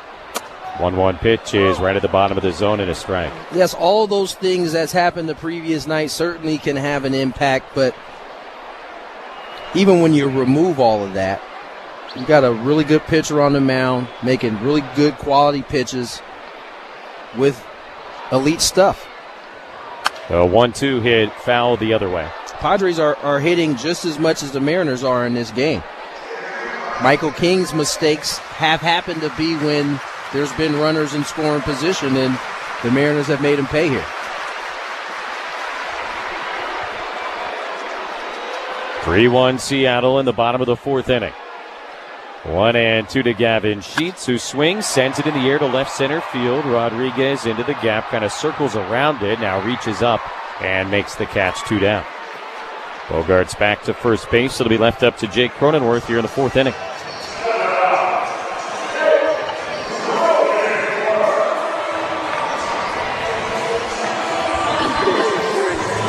That's the slider there, and it was just late break right at the end that got off of the barrel of Gavin Sheets.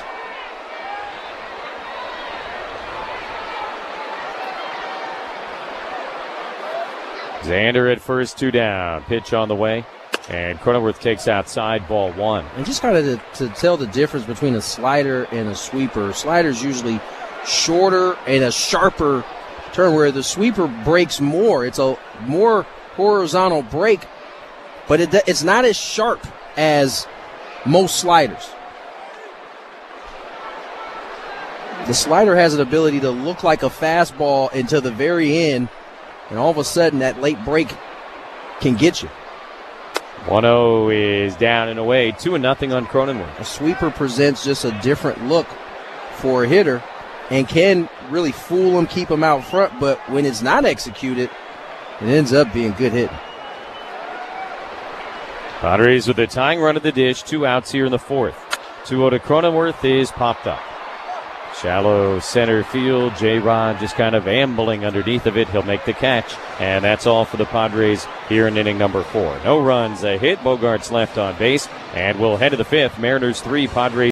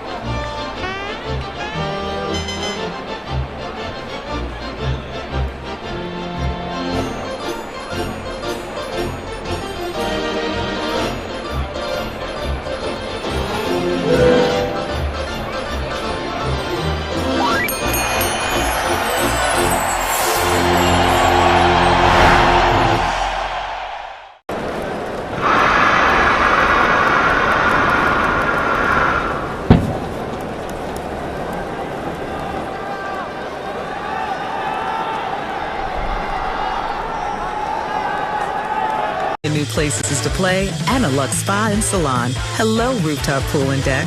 It's where players can play their hearts out and enjoy all the perks that come with it. It gets real this summer at the all-new Hamul Casino Resort, the Players' Place. Learn more at HamulCasino.com.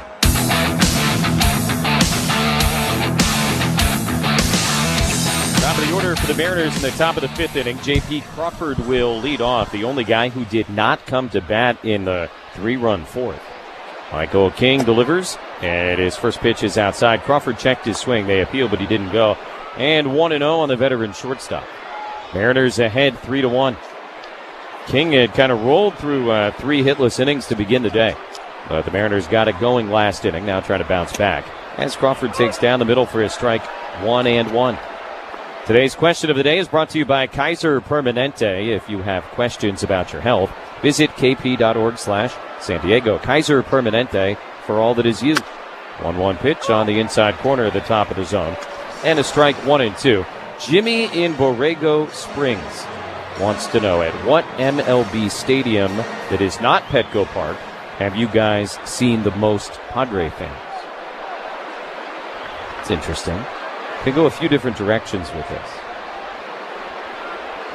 1-2. Crawford takes a little bit away. 2 balls, 2 strikes. I mean, there's definitely a lot in L.A., definitely a lot in San Francisco. When we went to Anaheim last year, there were a bunch. A lot in Arizona. Always a lot in Arizona. That's probably the spot where they end up supporting heavy. Pitch inside 3-2. Yeah, you're right.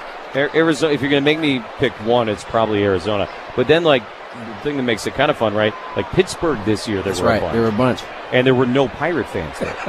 So it felt like 3-2 is swung on and missed. Crawford with a very awkward check swing, went about 90% of the way around.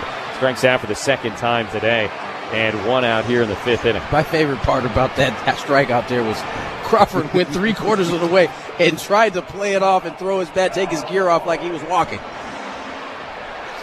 Just in case. It was not like he was totally committed to the theater of it, but a little bit. Raleigh batting left-handed, takes a strike at the knees, 0-1. Chicago this year, it was quite a few Padre fans. For sure. But yeah, I think you're right. Arizona, more than anywhere else, is kind of the place. A 1 pitch outside. Arizona is so much more fun to go to now than it used to be because the Diamondbacks are good, and they're drawing really well. Yeah. Great atmosphere in that building, which makes a very big difference in that building.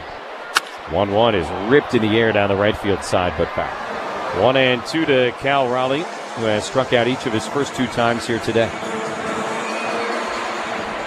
But yeah, in Pittsburgh, there were 9,000 people in the stadium, and I think 7,000 were Padre fans. It certainly seemed like it. 1 out and nobody on. The 1-2, Raleigh takes on the inside corner. Strike 3 called. Cal Raleigh strikes out for the 3rd time today. And 2 outs here in the 5th. There's that comeback sinker. Starts it on the hip of a left-handed hitter, and you get the same response. Everybody either is shuffling backwards, trying to get out of the way, or moving their arms up, trying to clear them. They all end up doing the same thing, walking back to their dugout. Rodriguez swings at the first pitch, taps it to third base, charged by Iglesias, gets rid of it quickly, and in time at third. Jose Iglesias, looking like Jose Iglesias. Great play. Down to 1-2-3, top of the 5th inning. Midway at Petco Park. It is the Mariners 3 and the Padres 1 on the Padres Radio Network. Late night watches, duty days, hard-fought missions. When you're running on empty, there's no room for error. Bulkhead Energy, built by heroes for heroes. Because being off your game can mean that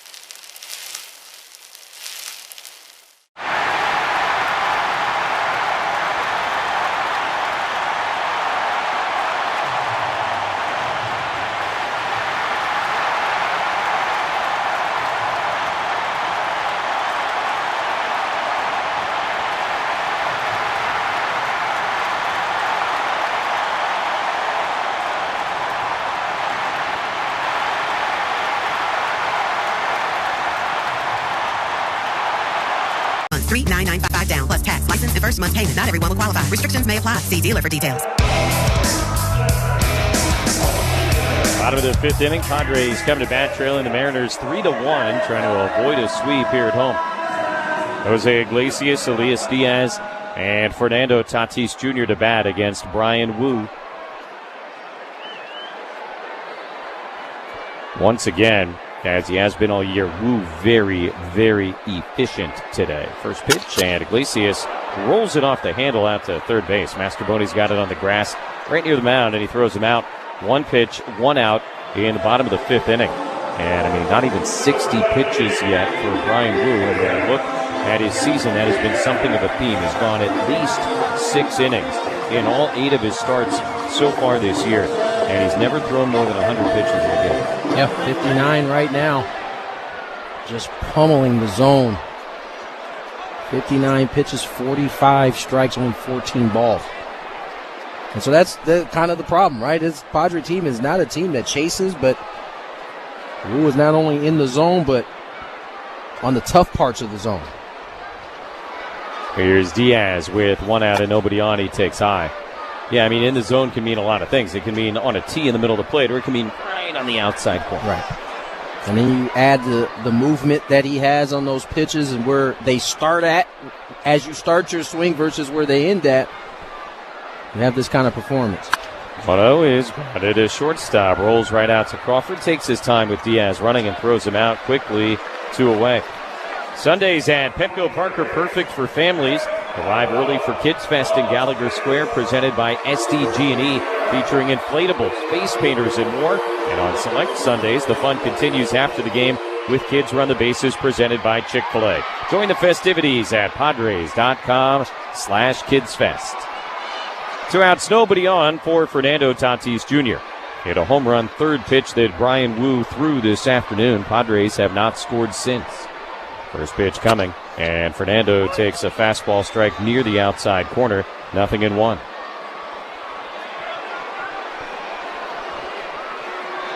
Tatis has now reached safely in 11 consecutive games. No balls and a strike. Tatis takes high. 1-1 to Fernando. Wu making his 6th start of the season on the road. He's only had 3 at home. But at T-Mobile this year, the ERA below 1. On the road, it's above 4. But again, today he's doing his thing. 1-1 pitch way outside. 2 balls and a strike to Tatis. Padres got 1 in the first. Had an opportunity for more, but a double play kind of threw some water on that fire. Back-to-back 2-out singles in the second, but couldn't make anything of it. And just 1 other hit so far today. Fernando checks and takes low. They appeal, but he didn't go. And the count now 3-1. Padres trying to get something rolling here. Brian Wu's been tough so far in this ball game. Still some time though.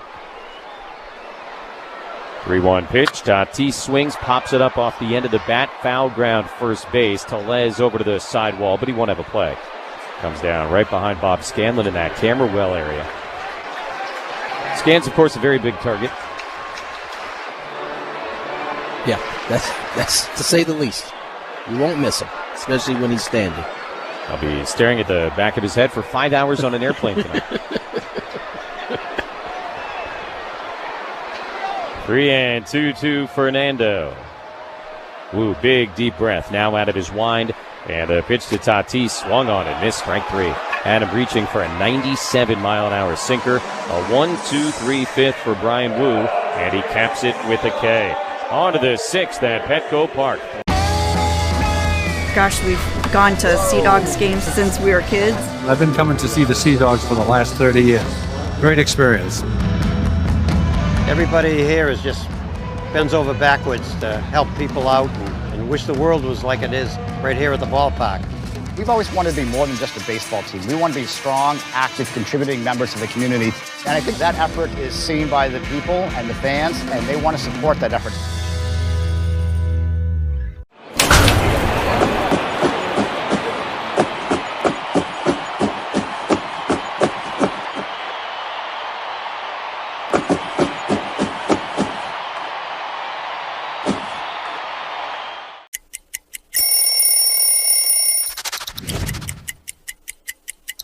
Here we go. This is a classic road jersey for Boston. This is the first uniform I put on when I came with Boston. When you see those two socks together, that's one thing I know I had to do. I had to make sure I had my red socks high, okay? My two red socks, because, you know, there's two here.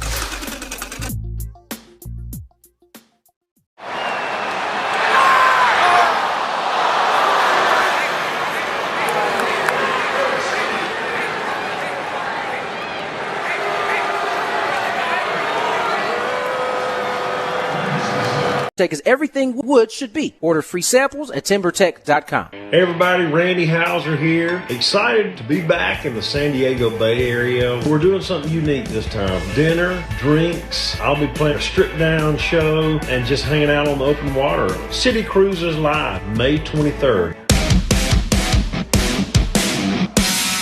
Top of the sixth inning, Randy Arozarena, who started all the trouble for Michael King in the fourth inning, will lead off here. Mariners ahead 3-1.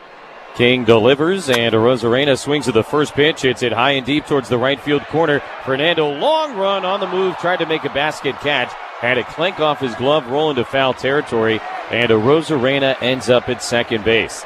Tatis covered a lot of ground. He got there, and then just kind of tried to make the basket catch up against his body, but unable to squeeze it.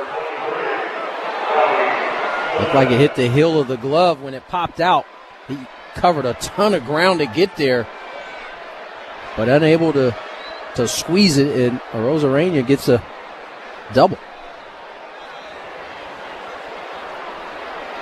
So a man on second, nobody out for Rowdy Tellez, and he takes a first pitch changeup for a strike, 0-1. It's a ball Fernando catches, I would venture to say, 97 times out of 100. For sure.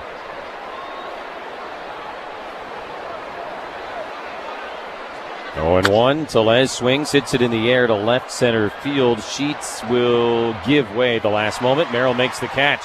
Tagging Arozarena to third, he'll get there head first. Arozarena tagging up, advancing the 90. Ball hit deep enough to where it made it a tough throw for Jackson Merrill. Really wasn't able to kind of get behind it the way he wanted to. Not sure if he was 100% ready for Arozarena to tag. Also, I think some of his attention was on Sheets, who was heading his way, and just kind of making sure that he called him off. Not a lot of action together out there, of course. Infield in against Garver, who takes a fastball for strike one. Great point. Not a lot of action in the outfield together, so the communication's a little bit different.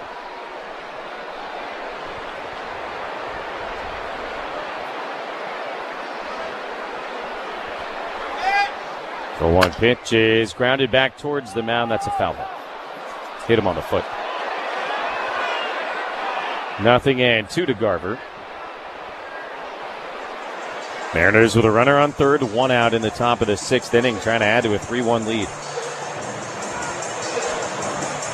Arozarena's home run in the fourth inning was the first hit of the day for the Mariners. They go on to score two more runs then. Padres have all four infielders drawn in. Iglesias and Bogarts on the left side. Cronenworth and Arise on the right side. Ahead of Garver, 0-2. King will deliver, and Garver takes inside, ball one.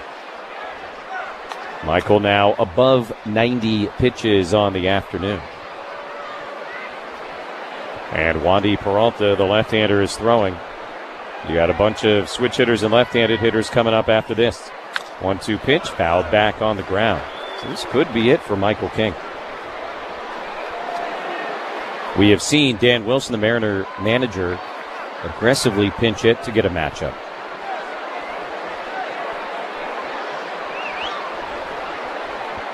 One and two again, the pitch. And Garver takes a little bit high. 2 balls, 2 strikes.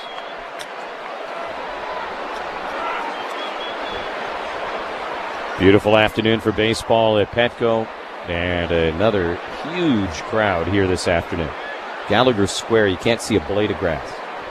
2-2 pitch inside, ball 3. You always kind of look to the corners of the upper deck to just get a sense of how many people are here. And, I mean, they're jammed. And there was a time when you didn't even bother to look at the upper deck. No longer the case. 3-2. Garver fouls it over the net behind home plate. So the battle continues.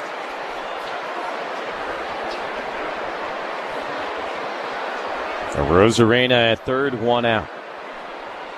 95 pitches now for King, maybe his last batter of the day. 3-2. The pitch to Garver is hit on the ground. That's a fair ball up the third baseline. Going to clank off the side wall. Rosarena comes in to score. Garver will be content with a single as Sheets sends it in. And an RBI base hit for Mitch Garver, his second knock of the day. And the Mariner lead is 4-1. This ball hit hard.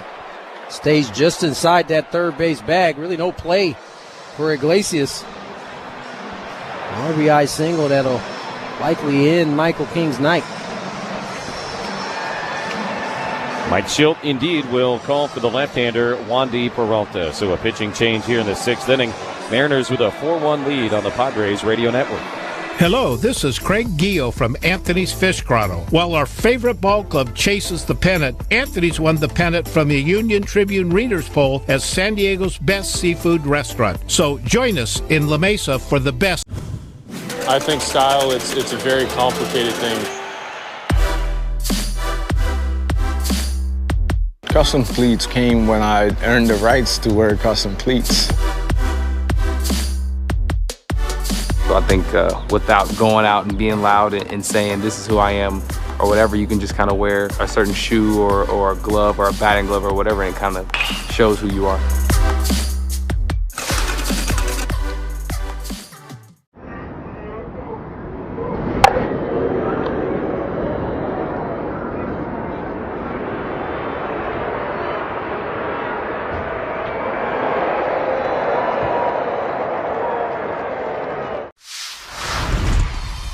I feel like food and sharing a meal with someone is a universal language. You can't go to a ballpark and not have a nice hot dog. So if I'm at the ballpark, I'm gonna get a nice heavy glizzy. You gotta have chili on there, you gotta have cheese. If your hot dog isn't bending in the middle because it's like about to fall apart, then you're not doing it right. So you gotta have a glizzy and then something cold, whatever it is, beer, lemonade. You gotta have something cold to wash that hot dog down with.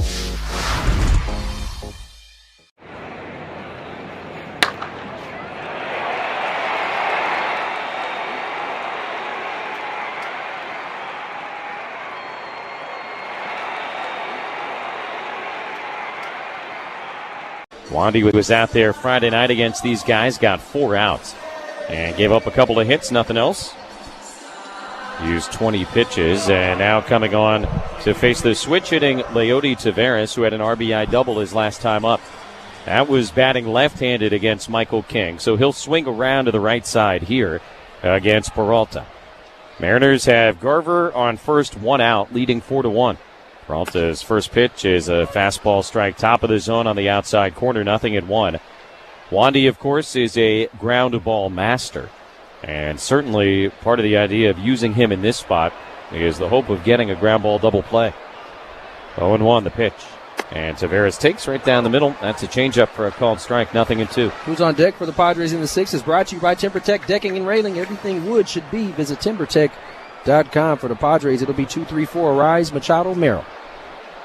0-2 pitch in the dirt. Good block by Diaz. And now 1 ball, 2 strikes to Leody Taveras. 4-1 Mariners here in the top of the 6th inning. Trying to sweep this series here at San Diego. Teams will meet up again late August in Seattle. 1-2. And the pitch to Taveras is high. Celebrate Star Wars weekend, June 20th through the 22nd. Games are against Kansas City.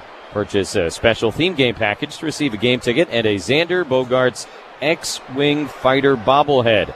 Visit Padres.com/Star Wars. Fastball high, and now 3-2 to Taveras. I get it. X-Wing for Xander, which starts with X. Picking up what you're putting down. Now, do you know what an X-Wing fighter is? No, I don't. Me neither. We'll Google it. Garver held on at first base by Arise. 3-2 to Taveras. The pitch is outside, ball 4. So Wandy Peralta comes in and walks the first guy that he sees. Now 2 men aboard with 1 out in the top of the 6th inning. And we will get a pinch hitter now for the left-handed hitting Miles Mastroboni. So we've seen Dan Wilson match up like this all series long. Dylan Moore looks like he'll be the pinch hitter. Mastroboni is really kind of a Swiss Army knife type of guy. Started at second base on Friday night. He was in right field yesterday, third base today. So he's out of the game. Moore will pinch hit. And now the Padres will caucus on the mound. Yeah, you think about the way they use Mastroboni, reminds you a little bit of how the Dodgers have used Chris Taylor all these years. And I saw today they designated him for assignment. Listen to Dave's podcast on the way in this morning. He's talking all about it. The emergence of Kim for the Dodgers really kind of left Chris Taylor on an island and kind of does a lot of the same things that Kim is having success doing right now for that team. Scoring change, by the way, that double initially for Rosarena has been changed to an error on Fernando, and I agree with that. Yeah, for sure. 2 on and 1 out for the pinch hitter Dylan Moore. First pitch from Wandy is at the top of the zone, and a called strike, 0-1. That will change Michael King's line a little bit in terms of earned runs, for those of you computing ERA at home. But obviously won't change anything in terms of the score. Fouled back 0-2 on Dylan Moore. Moore pinch hit in game 1 of the series. Started at second base yesterday. Had that big 2-run single in the 9th inning that kind of felt like it iced the game. Hitting .289 on the year, 7 homers, 15 runs batted in. 0-2 pitch, reached for, and fouled back to the screen. Still 0-2. Moore originally drafted by the Rangers out of the University of Central Florida, UCF. Hold up. No, I can't. Nice. 0-2. And Moore swings, cracks it on the ground into the Mariner dugout left side. Directional was killing me there. I was thinking Michigan, Chippewas, and just I got the lost. Directional schools are always tough. Yeah. Central Florida, Eastern Michigan, Western Kentucky, so on. Eastern Illinois. 0-2 right down the middle, and strike 3 called. So Peralta collects the elusive middle out here in the top of the 6th inning. And the switch hitting Leo Rivas, the number 9 batter, going to come up here with 2 on and 2 away. Sinker, top of the zone, inside corner. Moore disagreed, but doesn't have a vote. Yeah, it was a good pitch. Runners lead at first and second. Rivas batting right-handed for the first time today, and he just kind of rolls one foul on the ground toward the Mariner dugout. Rivas against Michael King today, 0 for 2, grounded to first base, also struck out. Facing Wandy Peralta. Here in the top of the 6th inning, Mariners with a 4-1 lead. The 0-1, and Rivas looks and takes a little bit outside. 1 ball, 1 strike.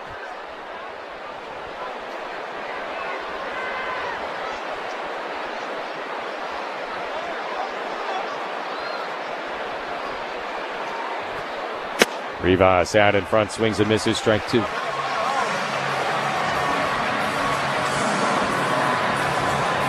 Three consecutive changeups to get ahead 1-2.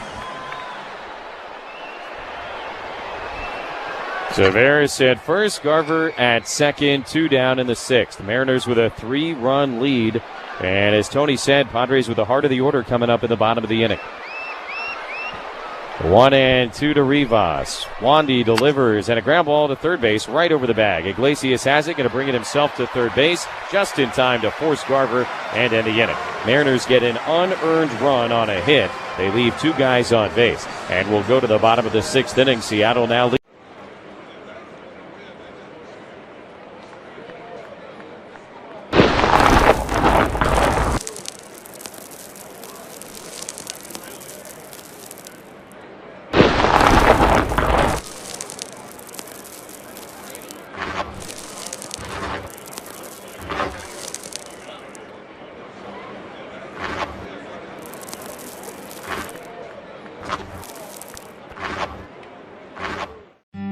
official pet partner of the San Diego Padres. At Fraser Farms, quality is our family standard and your family deserves nothing less. Through May 19th, all natural chicken leg quarters 99 cents a pound. Wild mahi fillets $8.99 a pound. Visit Fraser Farms in La Mesa, Oceanside, and Vista.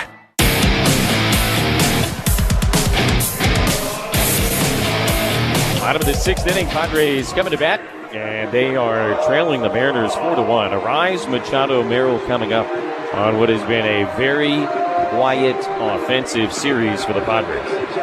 Managed 1 run late on Friday night. 1 run in the 4th inning yesterday, and a leadoff home run so far today is it. Brian Wu has been very good. Arise 1 out of 2 with a single, and takes the first pitch fastball on the inside part of the plate for a strike, 0-1. Dylan Moore, who hit for Mastroboni in the top of the inning, stays in to play third base. So one Swiss Army knife relieves another. And the 0-1 to Arise, hit in the air foul up the left field line. Who's Hot, Who's Not, brought to you by The Grilling Store at Hillcrest Ace Hardware, the official grilling store of the Padres Radio Network. For all your grilling needs, visit them on University Avenue or at thegrillingstoresd.com. Tell you what, Rafael Devers is crazy hot for the Boston Red Sox. All the news he's making seems to be off the field. Here's the 0-2, and Arise fouls it back to the net. I tell you what, this guy is putting up MVP numbers in Boston. And 17 for his last 41 with 4 homers and 15 runs batted in. Hit his first career walk-off homer last night, and then hit a monstrous grand slam to center field at Fenway this afternoon. 0-2, and the pitch to Arise is again fouled away. Sometimes when there's a bunch of drama surrounding a player or a team, you can forget the things that you've come to know about said team or player. In this case, Rafael Devers has been a dude from the moment he stepped onto a Red Sox stadium onto the field. 0-2 again. And Arise hits it on the ground to first base. Tellez charges it. He's got it and steps on the bag, 1 away. And sometimes that is the best conversation, is just to go out and play. People, that other stuff kind of sorts itself out. Here comes the lumber, brought to you by Dixie Line Lumber and Home Centers.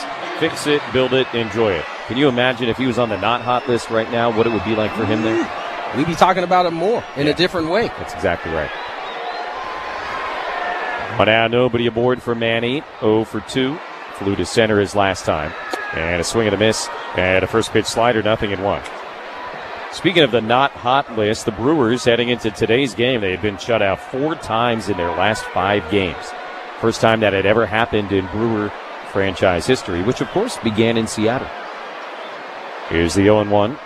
And Machado swings and misses, strike 2. Brewers played 1 year, 1969, as the Seattle Pilots. And they moved to Milwaukee, I think, during spring training of 1970. Pretty good example of how things were very different back in the day. 0-2.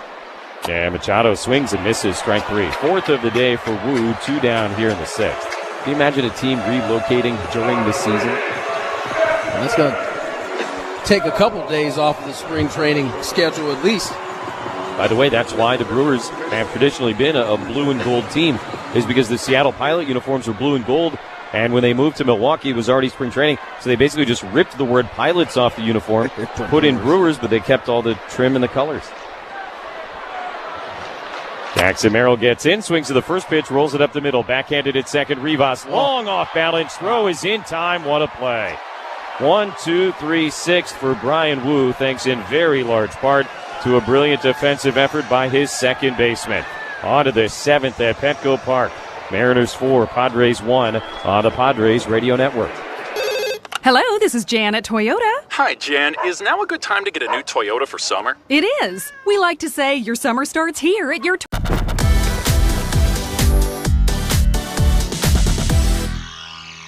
And you're just too stylish to have superstitions. Zero. I can't do it. Too many collared cleats, too many gloves, too many wedding gloves, too many bats. I do put on my right glove first, then the left, then the thumb guard, then I put on my leg guard, my elbow guard. Anything you put on first? Nah, Not really. Nah. I like to say I'm not superstitious, but a little stitious.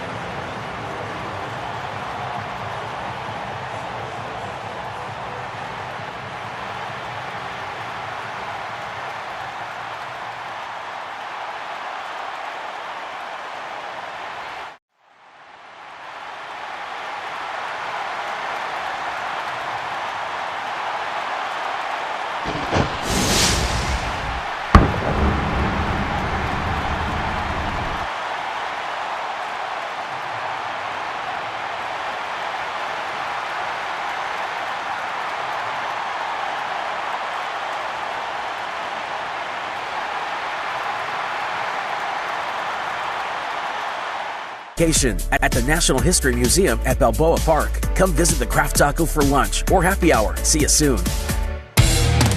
Top of the 7 is brought to you by Kaiser Permanente, for all that is you.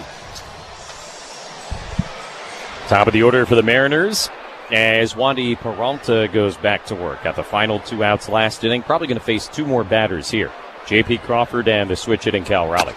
First pitch to Crawford is at the top of the zone, and a slider for a strike, 0-1. Julio Rodriguez is due up third, and the Padres have Sean Reynolds warming in the bullpen. This pitch grounded up the third baseline. That's a fair ball. Going to bounce and roll all the way towards the corner. Sheets picks it up on the side warning track, and a stand-up double for J.P. Crawford here to begin the 7th inning. He gets on the board with a knock. Able to keep it fair just inside that third base bag. Lead dub for J.P. Crawford and the Mariners. Gather your crew, upgrade your game day in one of Petco Park's private and renovated suites. Perfect for hosting clients, birthday parties, and family reunions. Suites make for an elevated game day experience. Start planning yours now at Padres.com/suites. So here is Cal Raleigh batting right-handed with a runner on second, nobody out. Wandy delivers, and first pitch slider looked good but called low, 1-0.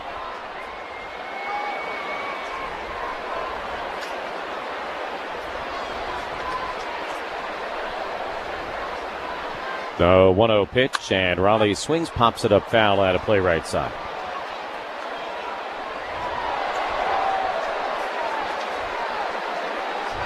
Once again, tough sledding offensively for the Padres, and Wandy Peralta will have to do his best to keep Crawford right where he is, or at least prevent him from scoring. It's also not been the best defensive day that the Padres have had this year. 1-1 way up and away, and a good job by Diaz there, kind of pouncing out of his crouch to snag it. 2 balls and a strike.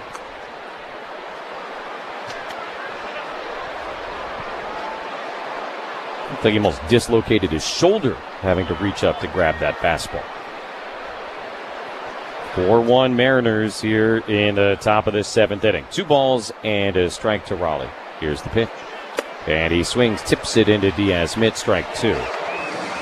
Padres have turned Raleigh around to bat right-handed. That is certainly the preference. Does have a home run this weekend hitting from the right side. Last year, remember, homered from both sides of the plate in one game here at Petco. Became the first Mariner to ever do that. Here's the 2-2. Raleigh takes top of the zone. Strike 3 called. So Cal Raleigh, who had homered each of the first 2 games of this series, 0 for 4 today with 4 strikeouts. Second of the day for Wandy Peralta. 1 out here in the 7th.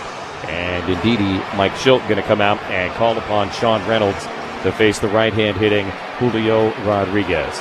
So we'll have a pitching change here in the 7th. Mariners with a runner on second, 1 out. 4-1 is the Seattle lead. And Schilt will take the baseball from Peralta. Back after this on the Padres Radio Network.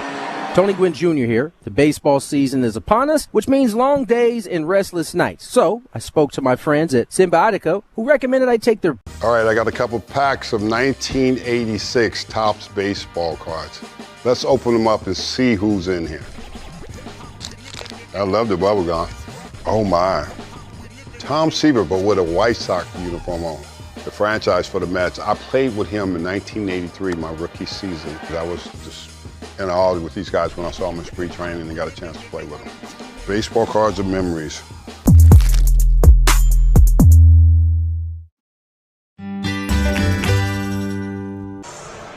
Oh, 0 with a 10.38 ERA. Julio Rodriguez, the assignment here with Crawford at second, only one out. Mariners with a 4-1 lead, seventh inning. This pitching change and this slowdown in action is brought to you by Izervay. Reynolds, who did a lot of work here on Friday night, delivers, and Rodriguez swung at a pitch that almost hit him and fouled it into the net above the Padre dugout right side, 0-1. Sean came on to get the final 2 outs in the 7th inning the other day, and then worked the 8th and the 9th as well. Threw more pitches on Friday than he had in any other appearance in his major league career. 0-1 to Julio Rodriguez, and the big righty delivers, misses up and away. 1 ball and 1 strike. J-Rod today 0 for 3, popped out to Bogaerts in the first, and then hit the ball on the ground each of his last 2 times up. And both times, Padres made a really good defensive play on him. Diaz at the 4th and Iglesias in the 5th. Here's a slider a little bit in, and now 2-1 to the very dangerous center fielder. Michael King started 5 1/3. He allowed 4 runs, only 3 of which were earned. 7 hits, 1 walk, 8 strikeouts. He was solid. Here's the 2-1. And that's a ground ball up the middle. Charged it short by Bogaerts. He's got it. A little bit of trouble getting it out of the glove, but he does. And a throw to first in time. 2 down. Crawford over to third base. A Rosarena coming up. And we'll pause 10 seconds for station identification on the Padres Radio Network. KWFN-FM and KWFN-HD1, San Diego. This is Manny Machado from the San Diego Padres. The Padres lay here. 97.3 The Fan. An Odyssey Sports Station. With Tony Gwynn Jr. and our producer-engineer Dave Marcus, I'm Jesse Agler. 4-1 Mariners, top of the 7th inning. Runner on third, 2 outs, and Randy Arozarena swings and misses at a 97-mile-an-hour fastball, strike 1. Arozarena has been a problem here this afternoon. Home run in the 4th inning, tied the game, and it was the first hit of the day for the Mariners. Here's the 0-1 pitch. And he swings and misses at another heater, strike 2. Then in the 6th, he had a fly ball towards the right field corner. Fernando got to it, just couldn't make the catch. They originally called it a double, but changed it to an error. And he would come in to score an insurance run. Reynolds has him 0-2. Sean is set. Diaz outside target. And a pitch swung on it, missed, strike 3. 3 straight fastballs. And Reynolds strikes out Randy Arozarena on 3 pitches. No runs, a hit. Crawford left at third base. We have reached the middle of the 7th inning here at Petco Park. Mariners lead it 4-1. Singing of God Bless America is brought to you by KMG Psychiatry, official mental health partner of the Padres Radio Network, offering TMS, transcranial magnetic stimulation, to help those military heroes in need lift the fog of depression. Visit KMGpsychiatry.com. America, land that I love, stand beside her and guide her through the night with a light from above. From the mountains to the prairies to the oceans white with foam. God bless America, my home, sweet home.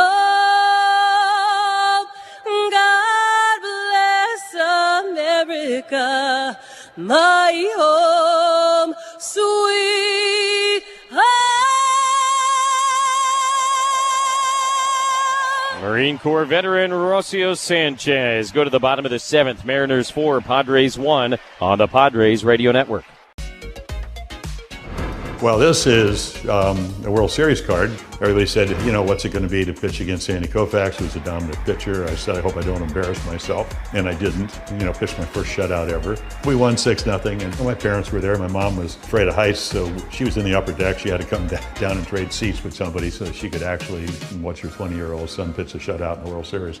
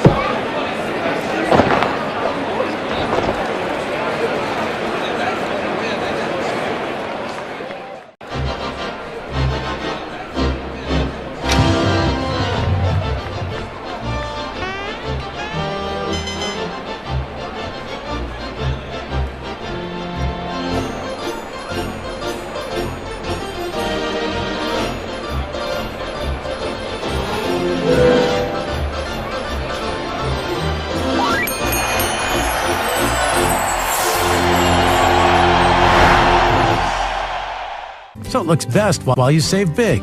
Let the pros handle the hard work while you enjoy the results, relax more, and keep more money in your pocket. A great lawn has never been this easy or this affordable. Sign up now at TrueGreen.com. Restrictions apply.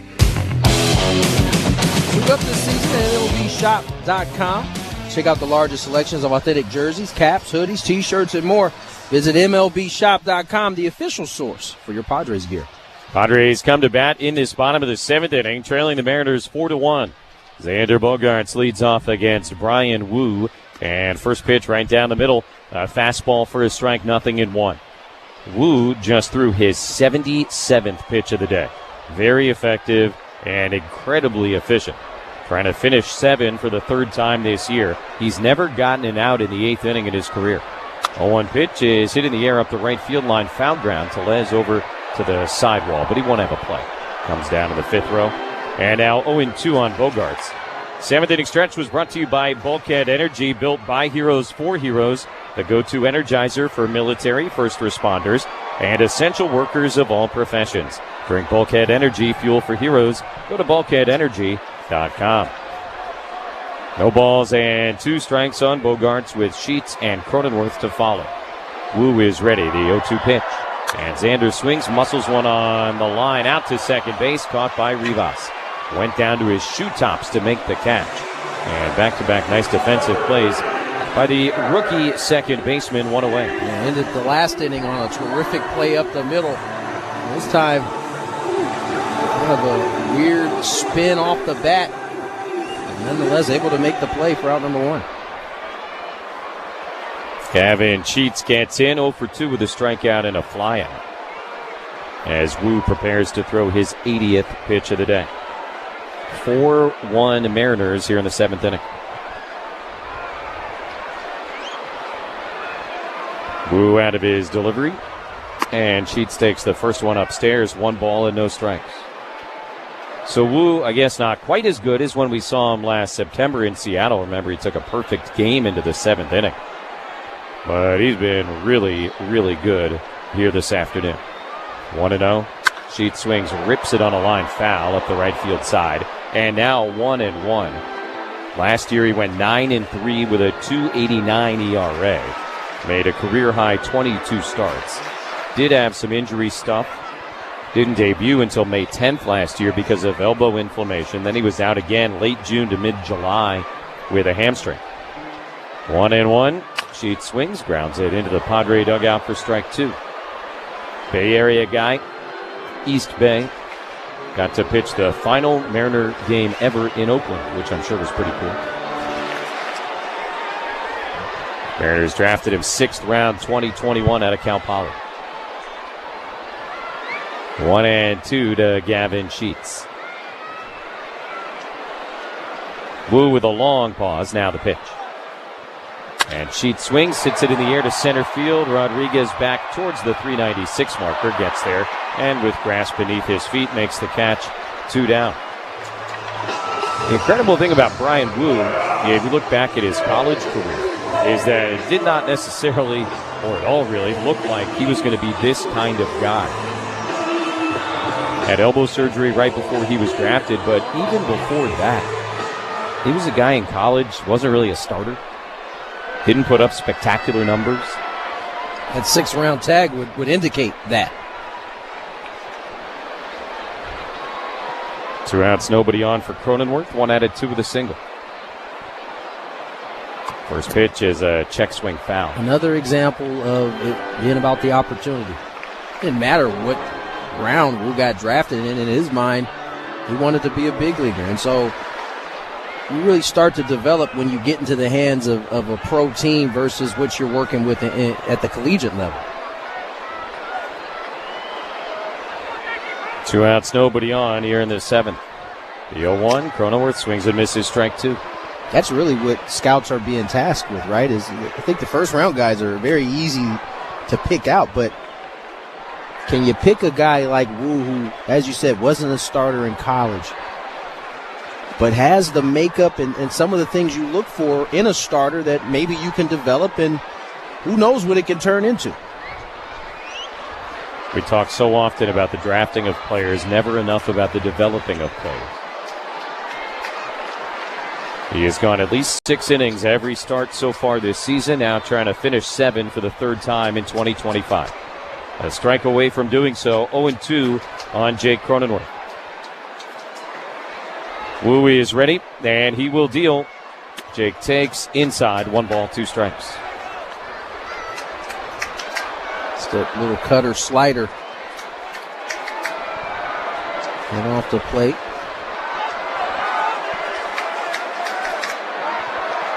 Two outs and nobody on in the 7th. Mariners lead by 3. And the 1-2 is at the top of the zone. Strike 3 called. Another 1-2-3 inning for Brian Wu, who has finished 7 for the 3rd time this year. On to the 8th at Petco Park. Mariners 4, Padres 1 on the Padres Radio Network. So this is MLB Network Talent Stars. Okay. The stars of MLB Network. Can I trade a pack of these for a signed Lauren Shahadi card? How about we do a little bit of both? Money, a little trade. Will you open it up and see if you like it? They're really nice. If I sign it, does that equal the Lauren Shahadi 20? All right. Do we have a good trade? We have a good trade. Thank you so much. That was fun. Nice doing business with you. TD.com/Padres. Day off tomorrow in Toronto, and then a little passport baseball for you Tuesday, Wednesday, and Thursday. So 4:07 Pacific Tuesday afternoon for Game 1 against the Jays. Mitch Garver takes a strike, 0-1. And Tony will be with Scans for the Blue Jays series. I'll be over on TV with Mark. 0-1 pitch is outside, 1 ball, 1 strike.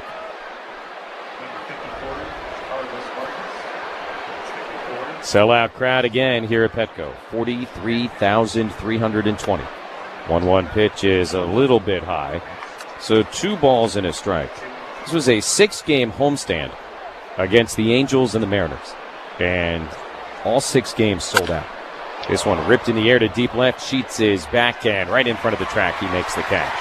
So Garver lines out sharply to left field. 2 down here in the top of the 8th inning. John Reynolds really, after the first outing, we're just trying to get his feet underneath him, has thrown the ball well his last couple of outings. Been able to slowly bring that ERA down. Never fun to have to dig out of a hole like that. No. Taveras tries to bunt, pops it up behind the plate. That'll go over the screen and into the 4th row. It's a good carry on a bunt. 0-1 to the Mariner right fielder at an RBI double back in the 4th inning that gave them their first lead of the day. He has also walked and struck out. So it all totals to a 1-for-2 afternoon. The 0-1, again he squares, and he takes a fastball a little bit low, 1 ball, 1 strike.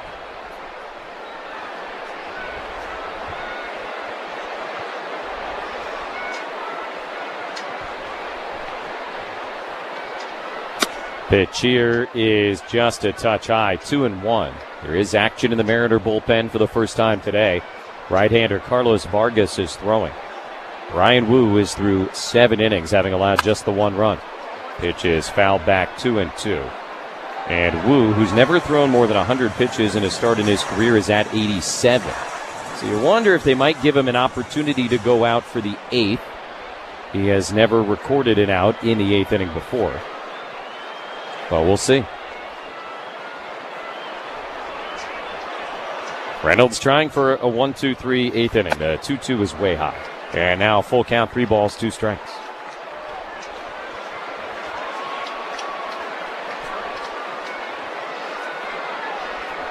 Taveras, switch hitter, batting left-handed, waiting on the 3-2. Here it is, and a swing and a miss. Sean Reynolds has faced 5 batters, gotten them all out with a couple of Ks. And to the bottom of the 8th inning, 4-1 Mariners on the Padres Radio Network. Hey parents, Coach Kurt here from Frozen Ropes. If you're some overnight oats right before the game. My teammates look at me like, what are you doing, dude? My mom's cooking, probably. She makes some good She's got a tuna fish casserole. That's pretty good. Okay, I went 5 for 5. I need to eat the same thing. Last time, Saturday, I ate arepa with eggs. And then next day, I got to eat arepa with eggs. So my mom make it for me. And then when my mom is with me, everything's good. I save a lot of money. Estamos lindo.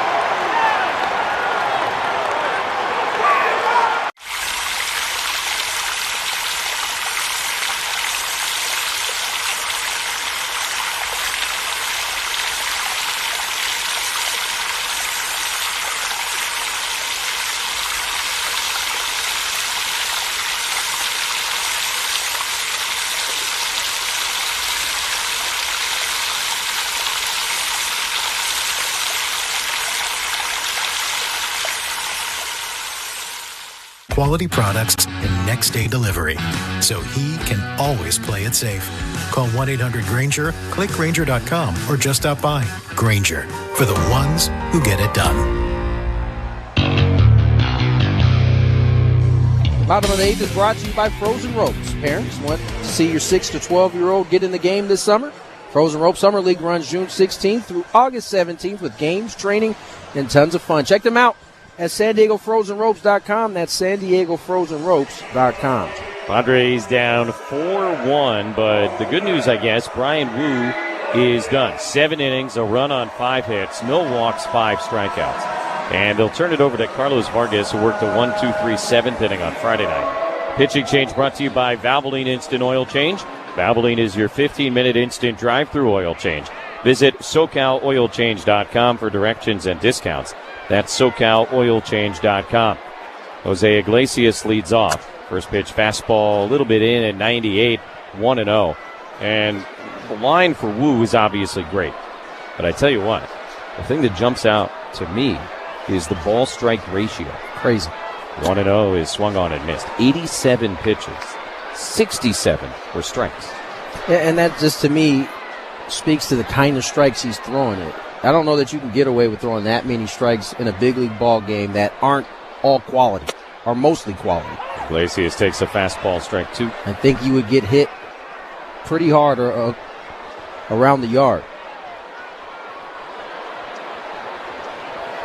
1-2 to Iglesias with Diaz and Tatis to follow. And a foul ball at the plate, caught a piece of himself. Yeah, we can go back on the StatCast website after this game, pull up the sort of pitch chart for Brian Wu, and it will probably tell a very impressive story in terms of location.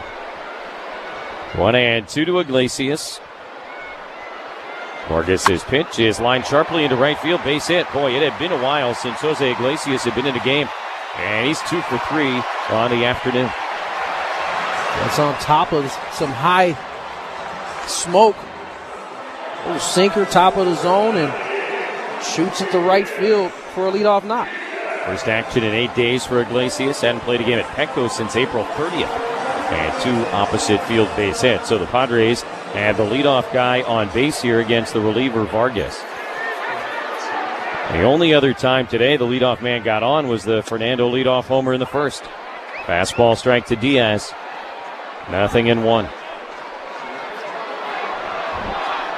So we'll see if the Padre offense can kind of shake off the last 2+ games here late against Vargas. 0-1 pitch, lined into left field. That's going to get down in a base hit. Rosarena into the gap to get it. He'll send it back in, but back-to-back singles to begin the 8th inning. And just like that, Fernando Tatis Jr. going to come to bat, representing the potential tying run. When you get Brian Wu out of the game, all of a sudden, Padres offense comes alive. A sinker that Diaz keeps his hands to the inside of and hits a bullet in the left field. I like the base running by Jose Iglesias. Down 3, first to third. It could have been a little dicey. He shuts it down. And that'll give Toddy a chance. First and second, no out. Here in the 8th. especially with Fernando coming up next. Garver, the catcher, just went out to speak with Vargas, try and settle him down. Fernando faced Vargas on Friday night, struck out against him. It was the first time he'd ever gone up against him in his career. So he's got a little bit of intel now on the way Vargas likes to operate. Padres down 4-1, but their best threat of the day. First and second, nobody out here in the bottom of the 8th inning. Mariners have reactivated their bullpen. First pitch, Tatis takes low, ball 1, as Vargas has put himself in a little bit of trouble here, giving up back-to-back hits to the 8 and 9 guys.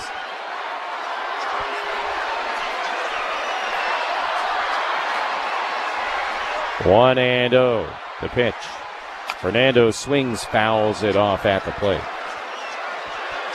The left-handed pitching Gabe Spire is the guy warming up.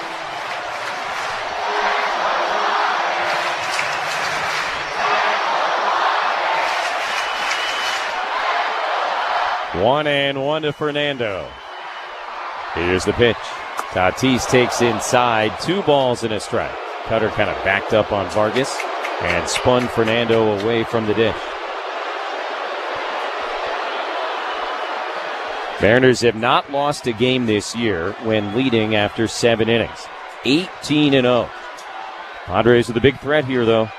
2-1 the pitch. Tatis swings and bangs it foul on the ground left side. 2-2 now to Tatis, who has brought home the only Padre run of the day. Came on the 3rd pitch thrown by Brian Wu at the start of the afternoon. And the sinker in underneath the hands of Toddy. Able to foul it off. Do it again here, 2-2. Diaz at first, Iglesias at second, nobody out. 2-2 the pitch. Fernando takes a little bit low, ball 3. Good peepers at 99. Below the zone. Count moves to 3-2.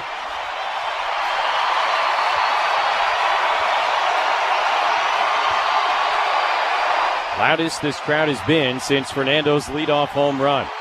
3-2. Here's the pitch. Tatis swings, bangs it on the ground to third. Moore has it to second. That's one. Rivas to first in time and a double play. Iglesias now at third, but with 2 down. Much like the first inning, Padres threatening to get a big inning, and a Mariners pitcher this time, it's Vargas that gets the 5-4-3 double play. Now the Padres with a runner on third, 2 outs. Stay tuned for the Hummel Casino Resort Padre post-game show with Sam immediately following the game. So Iglesias at third, and Luis Arraez will try and get aboard. First pitch coming, and a fastball strike at the knees. 99 miles an hour, 0-1.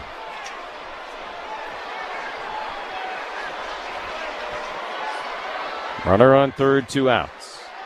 They set an inside target, and the 0-1 pitch is hit on the ground but foul right side. 0-2.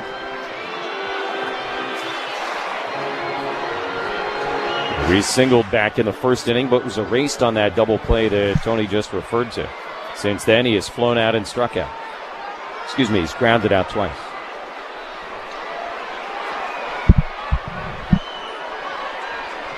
Iglesias leading down the line at third, 0-2. The pitch to Arraez, hitting the air up the left field line, but it'll go foul into the seats. That's how not often Arraez strikes out. The moment you said that, you knew it didn't sound right. I was looking at Manny. I was like, well, that can't be true. What is it, 3 times on the year? Yes. Unbelievable. 0-2. And Arraez pops it up, foul, and out of play left side. That one will come down 2 sections beyond the Mariner dugout in the 8th row. Padres would love to just get 1 in this inning. Bring the gap from 3 to 2. More importantly, keep the inning going. Arraez in battle mode as he so often is. The 0-2. And Luis reaches for it, sends it in the air right to Julio Rodriguez in center field. He'll back up 1.5 steps, make the catch, and the inning is over. Padres had first and second, nobody out. They do not score. And to the ninth at Petco Park. Seattle 4, Padres 1 on the Padres Radio Network.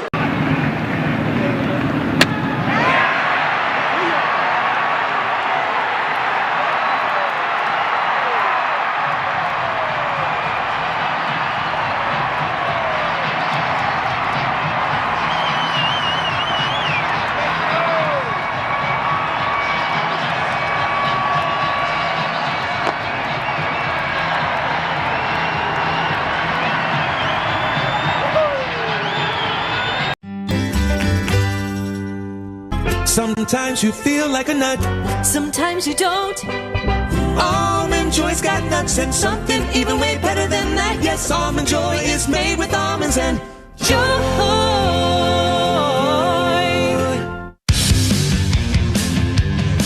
Top of the ninth inning at Petco Park. Yuki Matsui on to throw for the Pods after Sean Reynolds went 5 up and 5 down with a couple of strikeouts.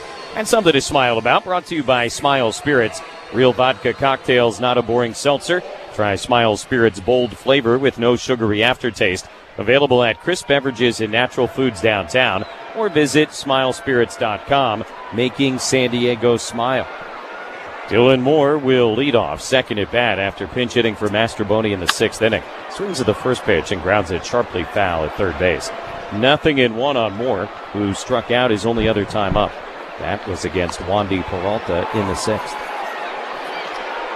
Nice job again by Sean Reynolds, and while he is right now the guy pitching late in the game with the Padres down multiple runs, I don't think anybody in this organization would be surprised if that role were to get a little bit more high leverage by the end of the year. 0-1 pitch, Moore fouls it straight back 0-2. I don't think there's any doubt that you can see it kind of coming into fruition at some point. I think that was probably the plan early. You could have multiple 7-inning guys that you can use, perhaps multiple 8-inning guys if you need to. 0-2 to Moore, leading off in the top of the 9th inning. 4-1 Seattle, and he takes way high ball 1. And he certainly has the makeup, the stuff to be in that role, and he certainly seems like he's not afraid of those type of moments. No, I almost get the sense he kind of leans right into him. Yeah. Which is what you want. Matsui, third reliever used after King worked into the 6th, and Moore fouls this one back to the net. Michael King, 5 1/3, 4 runs, 3 of which were earned, 8 strikeouts, and still yet to allow more than 3 earned runs in any start this year. Really about what you want to ask of your starters over the course of the season. Keep you in the game. Yep. 1-2, and Moore takes a little bit high. 2 balls, 2 strikes. Padre offense, though, for the 3rd straight game here against Seattle, been kept very, very quiet. Almost identical lines, too.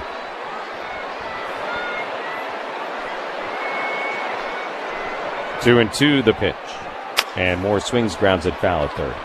Mariners were 3 for 4 at one point with runners in scoring position. Padres 0 for 3 today, and that's kind of been the thing.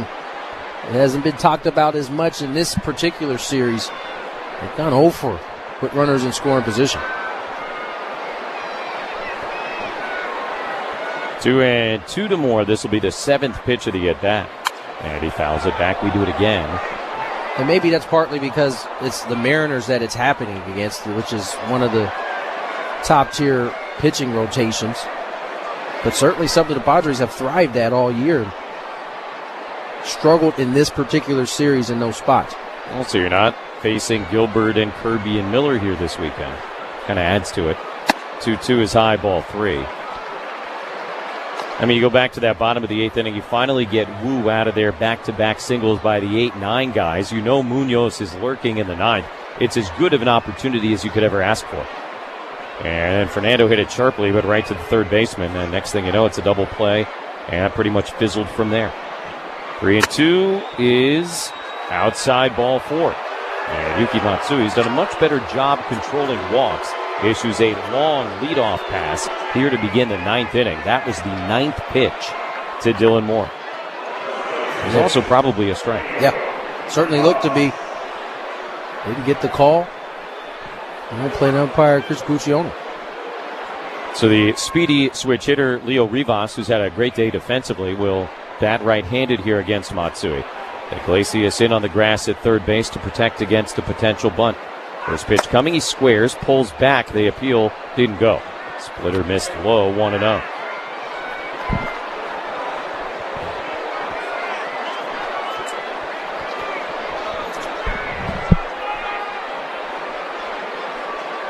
Moore at first base, held on by Arise.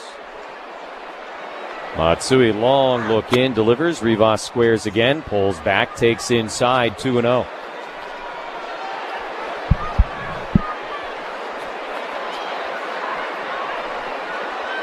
Matsui's been on a pretty good run. Came on in the ninth inning last night to get the last 2 outs. Had some bumpiness earlier in the year. We'll see where this one goes. 2-0 to Rivas. Squares again, takes way high, 3 balls and no strikes. He had not issued a walk in any of his last 5 appearances. But prior to that, it kind of almost felt like he was walking at least one guy every time he came into the game. Lead walk here on 9 pitches, and now he's gone 3-0 to Rivas. Set at the belt. Rivas takes off, and the pitch is high, ball 4. Moore takes off. Either way, back-to-back walks issued by Matsui here to begin the 9th inning to the last 2 guys in the order. And now the Mariners in the 9th have what the Padres had in the 8th, first and second, nobody out. Top of the lineup, rolling around in J.B. Crawford, who doubled in his last AB.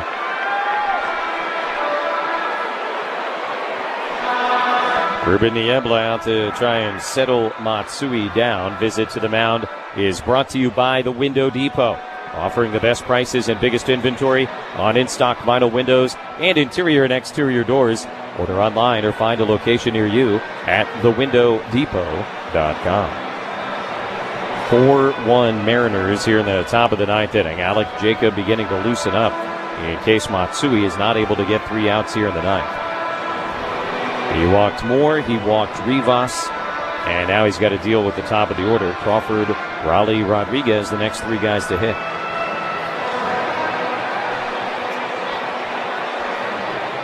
Ruben is done, and now crossing the first baseline, heading back to the dugout. Next Padre home game will be late afternoon, early evening Memorial Day against the Marlins. 5:40 a week from tomorrow. 6-game homestand against Miami and Pittsburgh. Ready to go after the mound. Visit lefty to lefty against Crawford. Runners lead. First pitch coming. And Crawford takes at the top of the zone. A slider for a strike. Crawford today 1 out of 4 with a double and a couple of strikeouts.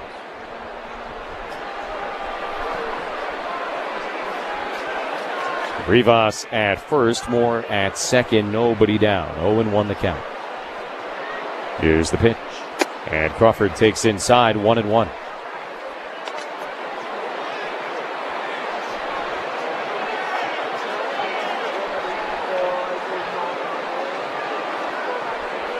Padres think a bunt is a possibility. Iglesias in on the grass cutout. Arise was in, now he backs up. And the 1-1 to Crawford is low and outside, ball 2. In a vacuum, maybe a bunt situation for J.P. Crawford, but against a guy who's just issued back-to-back walks, I don't know that you're as willing to give up that out. Yeah, don't want to let him off the hook. 2-1 the pitch. Crawford takes up and in, 3 balls and a strike. Especially with a 4-1 lead, you're playing the aggressor in this situation. Now Yuki has fallen behind 3-1. On the verge of issuing his 3rd straight walk. Cal Raleigh waiting on deck. 3-1 to Crawford. The pitch from Matsui is high, ball 4. 3 straight walks to begin the 9th inning, issued by Yuki Matsui.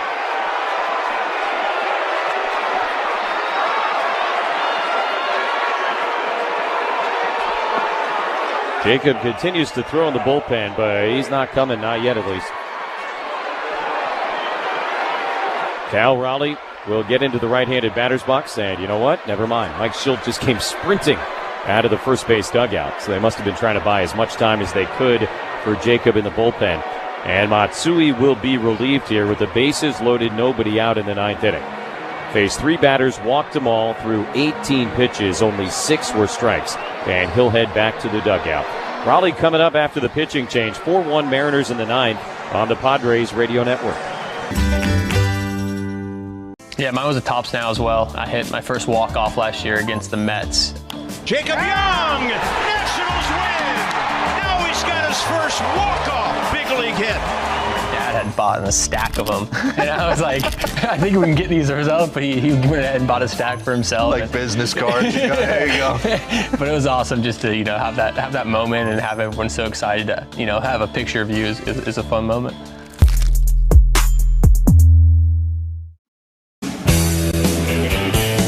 Jacob into the ball game for the Padres, 20th appearance of the year, 1-0 with a 3.60 ERA. His pitching change brought to you by Sid's Carpet Barn. Sid's Carpet Barn stands alone as San Diego's floor covering leader.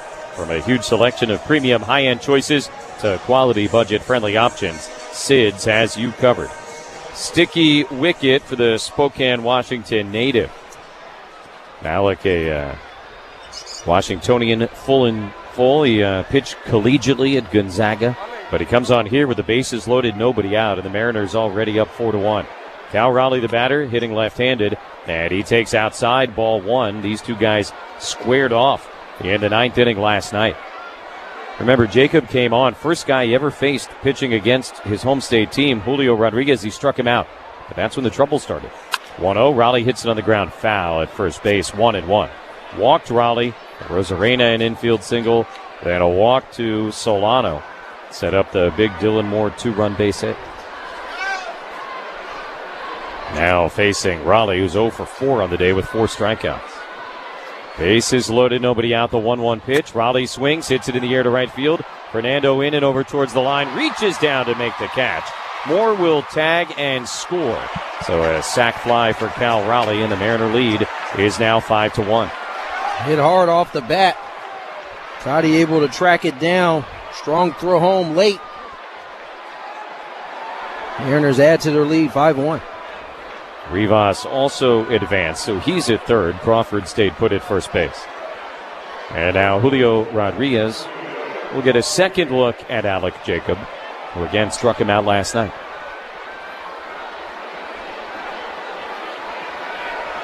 No longer a save situation. They had Munoz warming up in the bullpen. And now he has taken a seat. Pizzardo throwing as this one is sent in the air to shallow left. Long run. It'll dump down in front of Sheets and Merrill. So Rivas able to trot home once that ball hit the grass. A bloop single for Rodriguez to bring home another, and it's 6-1. Alec gets in on the hands of Julio Rodriguez, but with the outfield playing deep because of the hitter he is, this one able to fall in.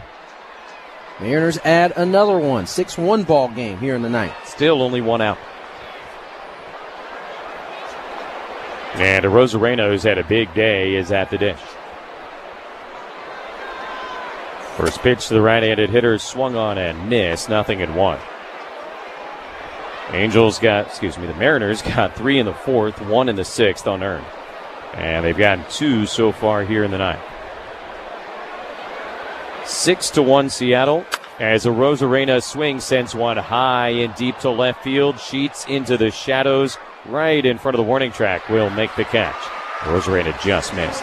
And that's out number 2 here in the 9th inning. That changeup, he was just a hair out in front. Long way to the warning track, but Sheets able to make the play. Bottom of the 8th inning, the Padres had first and second, nobody out for the leadoff hitter, didn't score. Here in the top of the 9th, the Mariners first and second, nobody out for the leadoff hitter. They've gotten 2. First and second, 2 away. Tellez the batter, and left-hand hitter takes way outside, ball 1. Rowdy, the 7th guy to hit this inning for the Mariners. Seattle now 5 for 12 with runners in scoring position here today. 1-0 pitch. Tellez kind of a half swing and a miss to even the count 1-1. Padres in the series 0 for 18 now with runners in scoring position.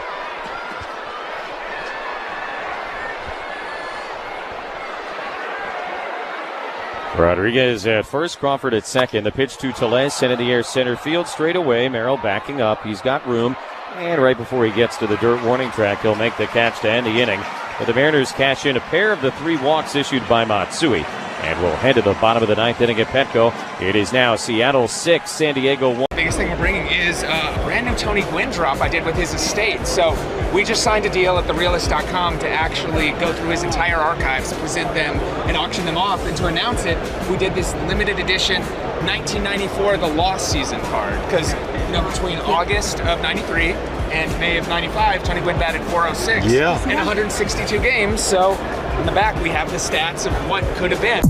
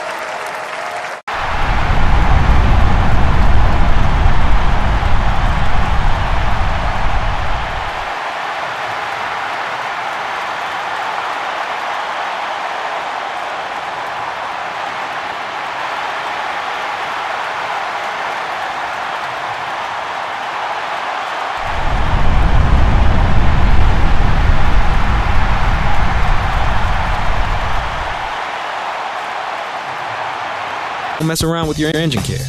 Even got this cold air intake on my watch list. I might just go for it to keep the ride cool and your DIY streak hot.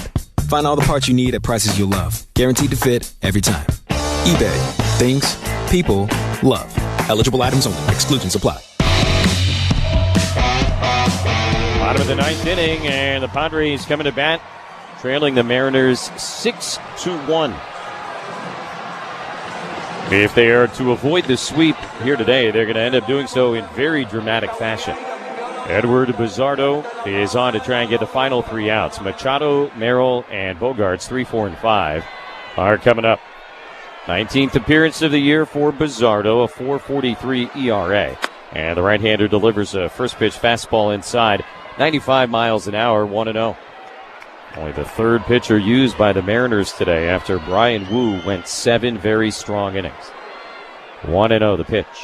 And Machado takes high, 2 balls, no strikes. Carlos Vargas worked the 8th, gave up back-to-back singles to begin the inning, but the Padres unable to score against him. Bizzardo set.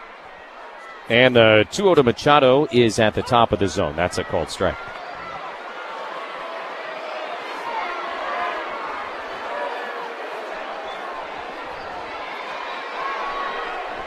Manny waiting on Bizzardo, who's taking a very long time to come set. Clock winding down on him. And just gets it off. The pitch is hit in the air, foul. Up the right field line, now 2-2. First appearance of the series for Bizzardo.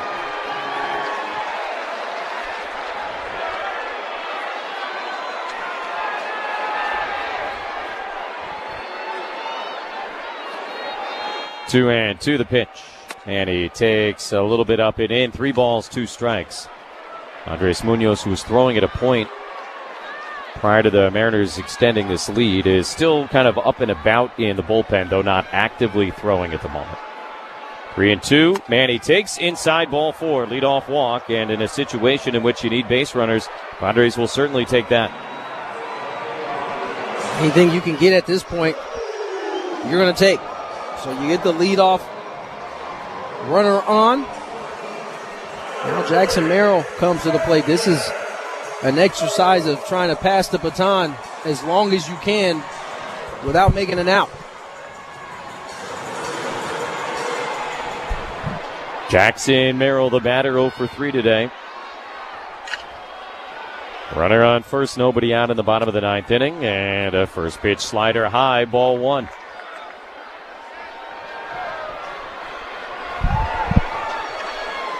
Jackson grounded out his last at bat. Really nice play at second base by Rivas. 1-0 pitch is inside, 2-0, and Bizzardo's come out of the bullpen here, having some trouble throwing strikes. He has delivered 8 pitches so far, and only 2 have been strikes. Probably the last thing Dan Wilson wants to see over in that third base dugout. Got a 5-run lead in the 9th inning, trying to close out a sweep. And a guy comes in, can't throw strikes. Garver went out to visit with him, now back behind the dish. For those of you who track mound visits at home, Seattle still has 3. 2-0 the pitch is outside, ball 3 to Merrill. At this point, it won't be long before Munoz is back up and throwing. As a matter of fact, someone just got up.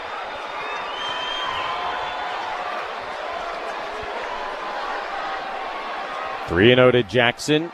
He's taking, and it's high, ball 4. Back-to-back walks to begin the bottom of the 9th inning. And the Padres, down by 5, have a little something cooking as pitching coach Pete Woodworth goes out to buy some time. Back-to-back walks. Bizzardo struggling to throw strikes, and indeed it is Munoz now getting loose in the Mariners bullpen. And how big are those 2 runs that the Mariners got in the top of the inning? An inning that began, what do you know, with 3 straight walks. Huge. Absolutely huge. Those are the stops that a lot of times can be the catalyst to a team coming back. They'll have to overcome those 2 runs in order to have a shot here today.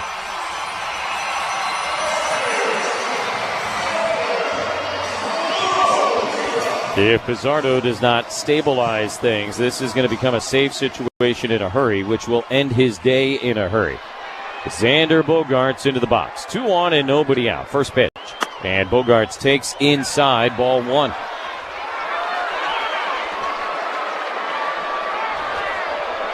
Xander has faced Bizzardo only once in his career, and he struck out against him. 1-0 the pitch. Bogaerts takes high again. 2 balls and no strikes. And now Bizzardo has still thrown only 2 strikes out of the 12 pitches he's delivered this inning. All of his misses in the same area, up and out of the zone. Arm side. 2 on, nobody out. 2-0 the pitch. And Xander takes inside, but he called it a strike. 2-1. Didn't have to be. Boy, I tell you what. Guy can't find his own, and then you give him that much off the inside. That used to be an absolute no-no. 2-1 pitch. Bogart swings and bangs it foul in front of Tim Leeper, the third base coach, who had to kind of spin out of the way. So from 2-0 to 2-2 here on Bogart. There's a time in the league, if you couldn't throw strikes, you weren't going to get any help from the umpire. That was a big amount of help in a big spot. 2-2 to Bogaerts. The pitch from Bizzardo swung on, lined into left field, but pretty much out of Rosarena. Just backs up about a step and a half, and he makes the catch for the elusive first out here in the bottom of the 9th inning. Got in on the hands a little bit. Bogey didn't square this up the way he wanted to. Right at Rosarena. We're out number 1.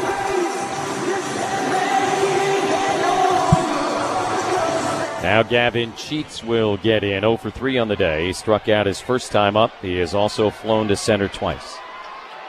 2 on, 1 out, bottom of the 9th inning. Padres down 6-1. And a first pitch slider for a strike. Bizzardo doubled over at the waist, staring into Garver. Now he's set. Here's the 0-1 pitch. Sheet swings, hits it in the air to deep right field. Taveras is back. He's got room. Squares it up, makes the catch for the second out of the inning. Machado will tag second to third. But now the Padres down to their final out here in the bottom of the 9th. Again, much like Bogey, just off the end of the bat for Sheets. Drives it, but comes up short.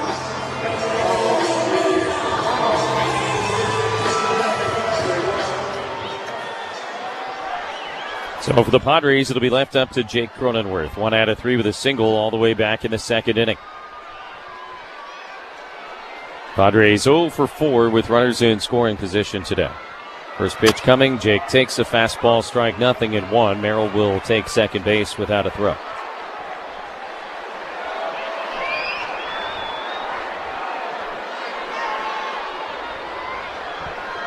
Second and third, 2 outs. The 0-1 pitch popped up on the infield. This will do it as Crawford comes over to the right side to make the catch and end the ball game.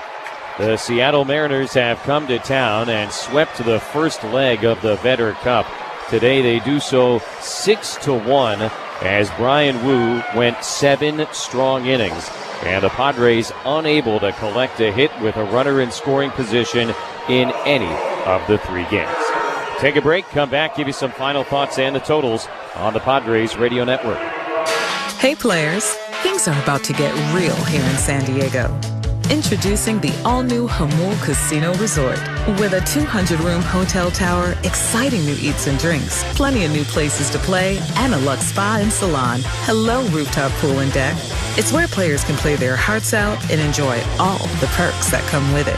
It gets real this summer at the all-new Jamul Casino Resort, the players' place. Learn more at jamulcasino.com. To design